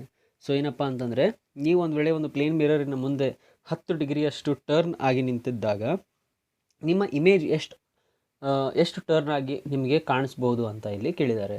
ಸೊ ಅದರ ಸರಿಯಾದ ಉತ್ತರ ಏನಪ್ಪ ಅಂತಂದರೆ 10 ಡಿಗ್ರಿ ಇದೆ ಸರಿಯಾದ ಉತ್ತರ. ಒಂದು ವೇಳೆ ನೀವು ನೋಡಿ ಇಲ್ಲಿ ಆ್ಯಂಗಲ್ ಆಫ್ ಇನ್ಸಿಡೆನ್ಸ್ ಒಂದು ವೇಳೆ 10 ಡಿಗ್ರಿ ಇತ್ತಂತಂದರೆ ಆ್ಯಂಗಲ್ ಆಫ್ ರಿಫ್ಲೆಕ್ಷನ್ ಕೂಡ 10 ಡಿಗ್ರಿ ಇರುತ್ತೆ. ಸೊ ಹೀಗಾಗಿ ನಿಮಗೆ 10 ಇದರ ಸರಿಯಾದ ಉತ್ತರವಾಗಿರುತ್ತದೆ. ಸೊ ಬನ್ನಿ 52ನೇ ಪ್ರಶ್ನೆಯನ್ನು ನೋಡೋಣ. ಭೂಮಿಯನ್ನು ಸಮೀಪಿಸಿರುವ ಅಧಿಕ ಶಕ್ತಿಯ ವಿದ್ಯುದಾಧಿವೇಶವುಳ್ಳ ಕಣಗಳಲ್ಲಿ ಹೆಚ್ಚಿನವುಗಳನ್ನು ಹಿಡಿದಿಟ್ಟುಕೊಳ್ಳುವುದು. ಏನಪ್ಪ ಅಂತಂದರೆ most energetic charged particles reaching the earth ಏನಿರುತ್ತೆ ಅದನ್ನು ಎಲ್ಲಿ ಕ್ಯಾಪ್ಚರ್ ಮಾಡಿರ್ಬೋದು ಅಂತ ಇಲ್ಲಿ ಹೇಳಿದ್ದಾರೆ. ಸೊ ಭೂಮಿಯ ಸಮೀಪಿಸಿರುವ ಅಧಿಕ ಶಕ್ತಿಯ ವಿದ್ಯುದಾವೇಶವುಳ್ಳ ಕಣಗಳನ್ನು ಹೆಚ್ಚಿನವುಗಳಲ್ಲಿ ಹಿಡಿದಿಟ್ಟುಕೊಳ್ಳುವುದು ವ್ಯಾನ್ ಆ್ಯಲನ್ ರೇಡಿಯೇಷನ್ ಬೆಲ್ಟ್ ಅಲ್ಲಿ. ಸೊ ಇದು ರೀಸೆಂಟಾಗಿ ಕರೆಂಟ್ ಅಫೇರ್ಸಲ್ಲಿರೋದು ವ್ಯಾನ್ ಆ್ಯಲನ್ ಬೆಲ್ಟ್ ಅಂತ. ಸೊ ನಮ್ಮ ಅರ್ತ್ ಸರೌಂಡಿಂಗ್ ಒಂದು ಡೋನಟ್ ಶೇಪಲ್ಲಿ ಒಂದು ವ್ಯಾನ್ ಆ್ಯಲನ್ ರೇಡಿಯೇಷನ್ ಬೆಲ್ಟ್ ಅನ್ನೋದು ಇರುತ್ತೆ. ಸೊ ಅದರಲ್ಲಿ ಏನಪ್ಪ ಅಂತಂದರೆ most of the energetic particles ಏನಿರ್ತಾವಲ್ಲ ಅರ್ತಿಂದು ಅವೆಲ್ಲವೂ ಅಲ್ಲೇ ಕ್ಯಾಪ್ಚರ್ ಆಗಿರುತ್ತೆ. ಸೊ ಅದಕ್ಕೆ ಇದು ಸರಿಯಾದ ಉತ್ತರವಾಗಿರುತ್ತದೆ. ಸೊ ಬನ್ನಿ 53ನೇ ಪ್ರಶ್ನೆಯನ್ನು ನೋಡೋಣ. ಏನಪ್ಪ ಅಂತಂದರೆ ತುಂತುರು ನೀರಿನ ಹನಿಯ ಮೇಲೆ ಸೂರ್ಯನ ಕಿರಣಗಳು ಬಿದ್ದಾಗ ಕಾಮನಬಿಲ್ಲು ಕಾಣಿಸುತ್ತದೆ. ಸೊ ಈ ಕೆಳಗಿನವುಗಳಲ್ಲಿ ಯಾವ ಭೌತಿಕ ವಿದ್ಯಮಾನಗಳು ಸರಿಯಾಗಿದೆ ಅಂತ ಇಲ್ಲಿ ಕೇಳಿದ್ದಾರೆ. ಸೊ ಇದರಲ್ಲಿ ಆಪ್ಷನ್ಸು ವಿಸರಣ, ವಕ್ರೀಭವನ ಮತ್ತು ಒಟ್ಟು ಆಂತರಿಕ ಪ್ರತಿಫಲನ ಅಂತ. ಸೊ ಏನಪ್ಪ ಡಿಫ್ಯೂಷನ್, ರಿಫ್ರ್ಯಾಕ್ಷನ್ ಮತ್ತು ಟೋಟಲ್ ಇಂಟರ್ನಲ್ ರಿಫ್ಲೆಕ್ಷನ್ ಅಂತ ಇಲ್ಲಿ ಆಪ್ಷನ್ಸು. ಸೊ ಇದರ ಸರಿಯಾದ ಉತ್ತರ ಬಂದುಬಿಟ್ಟು ಆಪ್ಷನ್ 2 ಮತ್ತು 3. ಸೊ ಏನು ರಿಫ್ರ್ಯಾಕ್ಷನ್ ಮತ್ತು ಟೋಟಲ್ ಇಂಟರ್ನಲ್ ರಿಫ್ಲೆಕ್ಷನಿಂದ ಈ ರೇನ್ಬೋ ಏನಪ್ಪ ನೀರಿನ ಹನಿ ಮೇಲೆ ಪ್ರೊಡ್ಯೂಸ್ ಆಗುತ್ತಲ್ಲ ಅದನ್ನು ಈ ಎರಡು ಕಾನ್ಸೆಪ್ಟ್ ಮೇಲೆ ಡಿಪೆಂಡ್ ಆಗಿರುತ್ತೆ. ಸೊ 54 ಪ್ರಶ್ನೆಯನ್ನು ನೋಡೋಣ. ಸೂರ್ಯನ ಮೇಲ್ಮೈ ಮೇಲಿನ ಸೌರ ಕಲೆಗಳು ಏನಪ್ಪ ಅಂತ ಇಲ್ಲಿ ಹೇಳಿದ್ದಾರೆ. ಸೊ ಸನ್ ಸ್ಪಾಟ್ಸ್ ಏನಿರ್ತಾವಲ್ಲ ಸನ್ ಮೇಲೆ, ಸೊ ಅದು ಏನಪ್ಪ ಹೆಚ್ಚು ಕಾಂತಕ್ಷೇತ್ರಗಳ ವಲಯವಾಗಿರುತ್ತದೆ. Regions of high magnetic field ಆಗಿರುತ್ತದೆ ಆ ಸನ್ ಸ್ಪಾಟ್ಸು. ಸೊ ಸೂರ್ಯನ ಮೇಲೆ ಇರುವ ಆ ಸನ್ ಸ್ಪಾಟ್ಸು ಸಿಕ್ಕಾಪಟ್ಟೆ ಒಂದು ಸ್ವಲ್ಪ ಕೂಲ್ ಆಗಿರೋ ಏರಿಯಾ, ಅದರಲ್ಲಿ ಹೈ ಮ್ಯಾಗ್ನೆಟಿಕ್ ಫೀಲ್ಡ್ ಇರುತ್ತೆ. ಇದರ ಸರಿಯಾದ ಉತ್ತರವಾಗಿರುತ್ತದೆ. ಸೊ 55ನೇ ಪ್ರಶ್ನೆಯನ್ನು ನೋಡೋಣ. ಚಂದ್ರಗ್ರಹಣಗಳು ಸೂರ್ಯಗ್ರಹಣಕ್ಕಿಂತ ಹೆಚ್ಚು ಸಾಮಾನ್ಯವಾಗಿ ಕಾಣಿಸಲು ಕಾರಣ ಏನಪ್ಪ ಅಂತಂದರೆ ಅದರ ಸರಿಯಾದ ಉತ್ತರವೇನು? ಸಾಪೇಕ್ಷವಾಗಿ ಚಿಕ್ಕ ಗಾತ್ರದ ಚಂದ್ರನ ನೆರಳು ದೊಡ್ಡ ಗಾತ್ರದ ಭೂಮಿಯ ಮೇಲೆ ಬೀಳುವುದು ಇದರ ಸರಿಯಾದ ಕಾರಣವಾಗಿರುತ್ತದೆ. ಸೊ ಬನ್ನಿ 56ನೇ ಪ್ರಶ್ನೆಯನ್ನು ನೋಡೋಣ. ಏನಪ್ಪ ಅಂತಂದರೆ ಡ್ರೈ ಐಸ್ ಶುಷ್ಕ ಮಂಜುಗಡ್ಡೆಯು ಅಂತ ಇಲ್ಲಿ ಕೇಳಿದ್ದಾರೆ. ಸೊ ಇದು ಘನ ಇಂಗಾಲದ ಡ್ರೈ ಆಕ್ಸೈಡ್ ಏನು ಸಾಲಿಡ್ ಕಾರ್ಬನ್ ಡೈಆಕ್ಸೈಡ್ ಏನಿದೆ ಇದು ಡ್ರೈ ಐಸ್ ಆಗಿರುತ್ತದೆ. ಸೊ ಬನ್ನಿ 57ನೇ ಪ್ರಶ್ನೆ ನೋಡೋಣ. ಏನಪ್ಪ ಅಂತಂದರೆ ಡಾಂಬರ್ ಗುಳಿಗೆಗಳಲ್ಲಿರುವ ರಾಸಾಯನಿಕ ವಸ್ತು ಯಾವುದು ಅಂತ ಇಲ್ಲಿ ಹೇಳಿದ್ದಾರೆ. ಸೊ ಇದರಲ್ಲಿ ಏನಪ್ಪ ಆಪ್ಷನ್ಸ್ ಕೊಟ್ಟಿದ್ದಾರೆ. ಕ್ಯಾಂಫರ್, ಬೆಂಜೋಯಿಕ್ ಆ್ಯಸಿಡ್, ಮತ್ತು ನ್ಯಾಫ್ಥಲಿನ್ ಮತ್ತು ಸಿನಮಿಕ್ ಆ್ಯಸಿಡ್ ಅಂತ. ಇದರ ಸರಿಯಾದ ಉತ್ತರ ಬಂದುಬಿಟ್ಟು ನ್ಯಾಫ್ಥಲಿನ್. ಇದು ಬೇಸಿಕ್ ಸೈನ್ಸ್ ಕ್ವಶನ್. NCERTಯಲ್ಲಿ ಇದರ ಸರಿಯಾದ ಉತ್ತರವನ್ನು ಈಸಿಯಾಗಿ ಕೊಟ್ಟಿರ್ತಾರೆ. ನೀವು ಬೇಸಿಕ್ ಸೈನ್ಸ್ ಓದಿದ್ರಿ ಅಂತಂದರೆ ಇದನ್ನು ಈಸಿಲಿ ಆನ್ಸರ್ ಮಾಡ್ಬೋದು. ಸೊ ಬನ್ನಿ 58ನೇ ಪ್ರಶ್ನೆಯನ್ನು ನೋಡೋಣ. 3 ಬಲ್ಬ್ಗಳನ್ನು ಒಂದೇ ವೋಲ್ಟೇಜ್ ಮೂಲಕ ಸಾಲಾಗಿ ಸೇರಿಸಿದೆ, ಅವುಗಳಲ್ಲೊಂದು ಬಲ್ಬು ಸುಟ್ಟು ಹೋದರೆ ಅಂತ ಇಲ್ಲಿ ಹೇಳಿದ್ದಾರೆ. ಸೊ ಏನಪ್ಪ ಅಂತಂದರೆ 3 ಲ್ಯಾಂಪ್ಸನ್ನು ನೀವು ಸೀರೀಸ್ ಕನೆಕ್ಷನಲ್ಲಿ ಕನೆಕ್ಟ್ ಮಾಡಿದಾಗ ಅದರಲ್ಲಿ ಒಂದು ಲ್ಯಾಂಪ್ ಏನಾದರೂ ಸುಟ್ಟು ಹೋದರೆ ಅವಾಗ ಏನಾಗುತ್ತೆ ಅಂತ ಇಲ್ಲಿ ಹೇಳಿದ್ದಾರೆ. ಸೊ ಇದರ ಸರಿಯಾದ ಉತ್ತರ ಬಂದುಬಿಟ್ಟು ಎಲ್ಲ ಬಲ್ಬುಗಳು ನಂದಿ ಹೋಗುತ್ತದೆ ಅಥವಾ ಎಲ್ಲ ಬಲ್ಬುಗಳು ಕೂಡ ಸುಟ್ಟು ಹೋಗುತ್ತದೆ ಅಂತ ಇಲ್ಲಿ ಪ್ರಶ್ನೆ. ಎದಕ್ಕಪ್ಪ ಹೀಗಾಗುತ್ತಪ್ಪ ಅಂತಂದರೆ ಕರೆಂಟೇ ಪಾಸ್ ಆಗಲ್ಲ. ಒಂದು ವೇಳೆ ಸೀರೀಸ್ ಸರ್ಕ್ಯೂಟಲ್ಲಿ ಒಂದು ಬಲ್ಬಲ್ಲಿ ಏನಾದರೂ ಸುಟ್ಟು ಹೋಗಿದ್ಬಿಟ್ರೆ ಅಂತಂದರೆ ಬೇರೆ ಕಡೆ ಕರೆಂಟೇ ಪಾಸ್ ಆಗಲ್ಲ. ಅದಕ್ಕೆ ಏನಾಗುತ್ತೆ ಎಲ್ಲ ಬಲ್ಬ್ಗಳು ನಂದಿ ಹೋಗುತ್ತದೆ. ಅದಕ್ಕೆ ಇದು ಸರಿಯಾದ ಉತ್ತರವಾಗಿರುತ್ತದೆ. ಸೊ ಅತಿ ಹೆಚ್ಚು ವೇಗವಾಗಿ ಬೆಳೆಯುವ ಸಸ್ಯ ಯಾವುದು ಅಂತ ಇಲ್ಲಿ ಹೇಳಿದ್ದಾರೆ. ಇದರ ಆಪ್ಷನ್ಸ್ ಬಂದುಬಿಟ್ಟು ಬಿದಿರು, ಮಾವು, ತೆಂಗಿನಕಾಯಿ ಮತ್ತು ನೀಲಗಿರಿ. ಸೊ ಇದರ ಸರಿಯಾದ ಉತ್ತರ ಬಂದುಬಿಟ್ಟು ಬಿದಿರು, ಬ್ಯಾಂಬೂ ಇದರ ಸರಿಯಾದ ಉತ್ತರ. ಸೊ 60ನೇ ಪ್ರಶ್ನೆಯನ್ನು ನೋಡಿ. ಹಸಿರು ಗೊಬ್ಬರಕ್ಕಾಗಿ ಈ ಕೆಳಗಿನ ಯಾವ ಸಸ್ಯಗಳನ್ನು ಬೆಳೆಸುತ್ತಾರೆ? ಸೊ ಸೆಣಬು, ಹತ್ತಿ, ಗೋಧಿ ಮತ್ತು ಅಕ್ಕಿ. ಇದರ ಆಪ್ಷನ್ಸ್ಗಳಲ್ಲಿ ಸೆಣಬು ಇದರ ಸರಿಯಾದ ಉತ್ತರವಾಗಿರುತ್ತದೆ.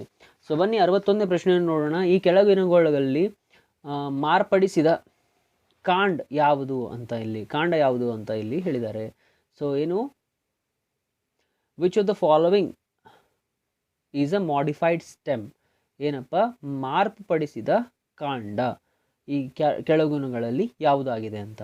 ಸೊ ಇದರ ಸರಿಯಾದ ಉತ್ತರ ಬಂದುಬಿಟ್ಟು ಆಲೂಗಡ್ಡೆ. ಪೊಟ್ಯಾಟೊ ಏನಿದೆ ಇದು ಮಾಡಿಫೈಡ್ ಸ್ಟೆಮ್ ಆಗಿದೆ, ಹೀಗಾಗಿ ಇದು ಸರಿಯಾದ ಉತ್ತರವಾಗಿರುತ್ತದೆ. 62ನೇ ಪ್ರಶ್ನೆ ಏನಪ್ಪ ಅಂತಂದರೆ ಈ ಕೆಳಗಿನವುಗಳಲ್ಲಿ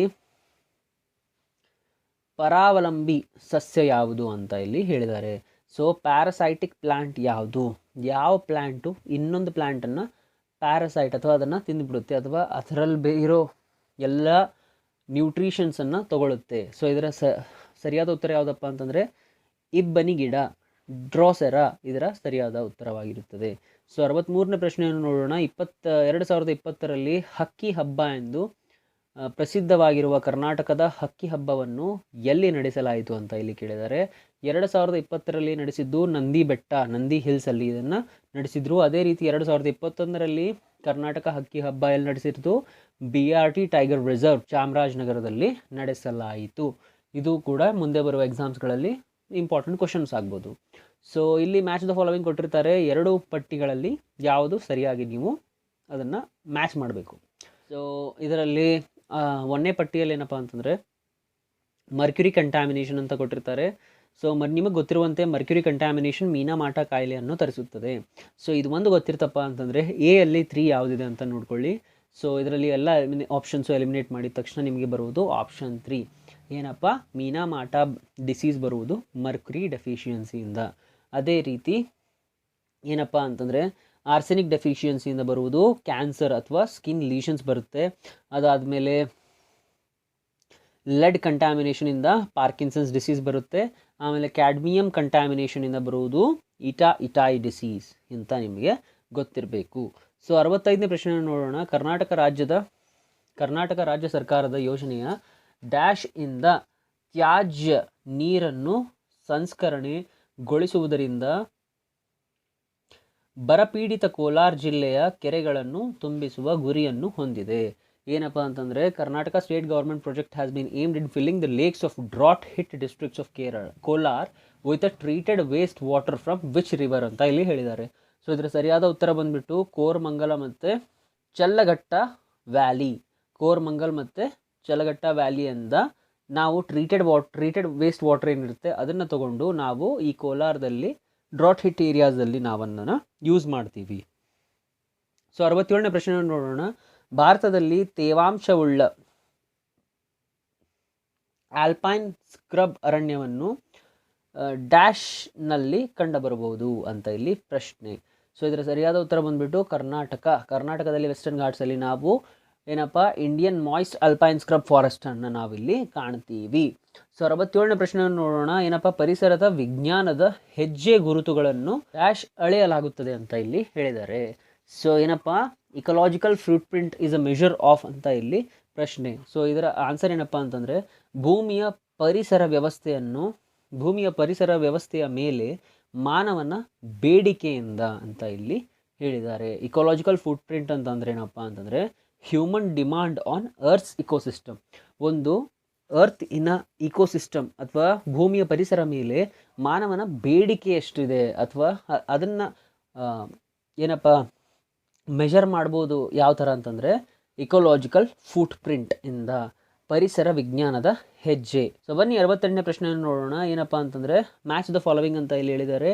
ಸೊ ರಾಮ್ಸಾರ್ ಕನ್ವೆನ್ಷನ್ ಬಂದುಬಿಟ್ಟು ಎದಕ್ಕೆ ಬರುತ್ತೆ? Conservation of wetlands. ಸೊ ಹೀಗಾಗಿ ಆಪ್ಷನ್ ಎ ಅಂತೂ ತಪ್ಪಿದೆ. ಆಪ್ಷನ್ ಎ ಯಾವೆಲ್ಲಿದೆ ಅವಷ್ಟು ಎಲಿಮಿನೇಟ್ ಮಾಡಿದ ತಕ್ಷಣ ನಿಮಗೆ ಬರೋ ಆನ್ಸರ್ ಏನಪ್ಪ ಅಂತಂದರೆ ಬಿ ಆ್ಯಂಡ್ ಸಿ ಇದರ ಸರಿಯಾದ ಉತ್ತರವಾಗಿರುತ್ತದೆ. ಆಪ್ಷನ್ ಸಿ ಇದರ ಸರಿಯಾದ ಉತ್ತರ.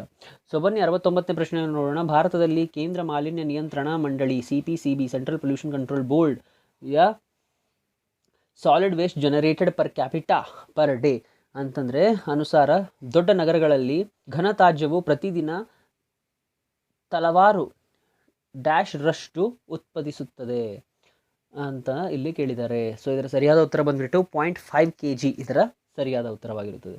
ಸೊ ಬನ್ನಿ 70ನೇ ಪ್ರಶ್ನೆಯನ್ನು ನೋಡೋಣ. ಕೆಳಗಿನ 4 ಆಯ್ಕೆಗಳಲ್ಲಿ ಯಾವುದು ಏನಪ್ಪ ಅಸರ್ಷನ್ ಮತ್ತು ಅದರ ರೀಸನ್, ಹೇಳಿಕೆ ಎ ಮತ್ತು ಅದರ ಕಾರಣವನ್ನು ಇಲ್ಲಿ ಹೇಳಿದ್ದಾರೆ. ಸೊ ಇದರ ಅಸರ್ಷನ್ ಏನಪ್ಪ ಅಂತಂದರೆ western Ghats are the region showing the richness of endemic species ಅಂತ ಇಲ್ಲಿ ಹೇಳಿದ್ದಾರೆ. ಪಶ್ಚಿಮ ಘಟ್ಟದಲ್ಲಿ ಪ್ರದೇಶವು ಅತಿ ಹೆಚ್ಚು ಏನಪ್ಪ ಸ್ಥಾನಿಕ ಪ್ರಬದ್ಧೆ ಶ್ರೀಮಂತಿಕೆಯನ್ನು ಹೊಂದಿದೆ ಅಂತ ಇಲ್ಲಿ ಪ್ರಶ್ನೆ. ಅದರ ರೀಸನ್ ಏನಪ್ಪ? ಸ್ಥಾನಿಕ ಪ್ರಬದ್ಧತೆ ವಿತರಣೆಯು ಪಶ್ಚಿಮ ಘಟ್ಟ ಪ್ರದೇಶಕ್ಕೆ ಮಾತ್ರ ಸೀಮಿತವಾಗಿದೆ. ಯಾವಾಗಲೂ ಇಲ್ಲಿ ಎಕ್ಸ್ಟ್ರೀಮ್ ಸ್ಟೇಟ್ಮೆಂಟ್ ಮಾತ್ರ ಸೀಮಿತವಾಗಿದೆ ಅಂತ ಬಂದಿದೆ, ಹೀಗಾಗಿ ಇದು ತಪ್ಪಾದ ರೀಸನ್ ಆಗಿರುತ್ತದೆ. ಸೊ ನಮ್ಮ ಸರಿಯಾದ ಆನ್ಸರ್ ಬಂದುಬಿಟ್ಟು ಎ ಸರಿ, ಆರ್ ತಪ್ಪು. 70ನೇ ಪ್ರಶ್ನೆಯನ್ನು ನೋಡೋಣ. ಕೆಳಗಿನವುಗಳಲ್ಲಿ ಯಾವ ದೇಶವು 2020ರ ವಿಶ್ವ ಪರಿಸರ ದಿನವನ್ನು ಆಯೋಜಿಸಿತು ಅಂತ ಇಲ್ಲಿ ಕೇಳಿದ್ದಾರೆ. ಸೊ ಇದರ ಸರಿಯಾದ ಆನ್ಸರ್ ಏನಪ್ಪ? ಪಾಕಿಸ್ತಾನ್ ಇದರ ಸರಿಯಾದ ಆನ್ಸರ್. ಏನು 2021ನಲ್ಲಿ ವರ್ಲ್ಡ್ ಎನ್ವೈರ್ಮೆಂಟ್ ಡೇ ಅನ್ನು ಯಾರು ಹೋಸ್ಟ್ ಮಾಡಿದ್ದು? ಪಾಕಿಸ್ತಾನ್. ಅದರ ಮೋಟೋ ಏನಪ್ಪ? ರೀಇಮ್ಯಾಜಿನ್, ರೀಕ್ರಿಯೇಟ್ ಮತ್ತು ರೀಸ್ಟೋರ್ ಅಂತ. ಸೊ ಬನ್ನಿ 72ನೇ ಪ್ರಶ್ನೆಯನ್ನು ನೋಡೋಣ. ಏನಪ್ಪ ಅಂತಂದರೆ ವರ್ಲ್ಡ್ ವೆಟ್ಲ್ಯಾಂಡ್ ವಿಶ್ವ ಜೌಗು ಪ್ರದೇಶ ದಿನವನ್ನು ಎಂದು ಆಚರಿಸುತ್ತಾರೆ? 2ನೇ ಫೆಬ್ರವರಿ, 2 ಫೆಬ್ರವರಿ ಅಂದು ವರ್ಲ್ಡ್ ವೆಟ್ಲ್ಯಾಂಡ್ ಡೇ ಅನ್ನು ನಾವು ಆಚರಿಸ್ತೀವಿ ಅಂತ ನಿಮಗೆ ಗೊತ್ತಿರಬೇಕು. ಸೊ ಬನ್ನಿ 73ನೇ ಪ್ರಶ್ನೆಯನ್ನು ನೋಡೋಣ. ಕರ್ನಾಟಕ ರಾಜ್ಯ ಮಾಲಿನ್ಯ ನಿಯಂತ್ರಣ ಮಂಡಳಿ ಸ್ಥಾಪನೆಯಾದ ವರ್ಷ ಯಾವುದು ಅಂತ. ಸೊ ಇದರ ಆನ್ಸರ್ ಬಂದ್ಬಿಟ್ಟು 1974 ಇದರ ಸರಿಯಾದ ಉತ್ತರ. 74th ಕ್ವಶನ್ ಅನ್ನು ನೋಡೋಣ. What is the full form of UNFCCC with respect to global warming convention ಅಂತ ಇಲ್ಲಿ ಹೇಳಿದ್ದಾರೆ. ಜಾಗತಿಕ ತಾಪಮಾನ ಸಮಾವೇಶಕ್ಕೆ ಸಂಬಂಧಿಸಿದಂತೆ UNFCCC ಪೂರ್ಣ ರೂಪವನ್ನು ಯಾವುದು ಅಂತ ಇಲ್ಲಿ ಹೇಳಿದ್ದಾರೆ. ಸೊ ಇದರ ಆನ್ಸರ್ ಬಂದ್ಬಿಟ್ಟು United Nations framework convention on climate change ಇದರ ಸರಿಯಾದ ಉತ್ತರವಾಗಿತ್ತು.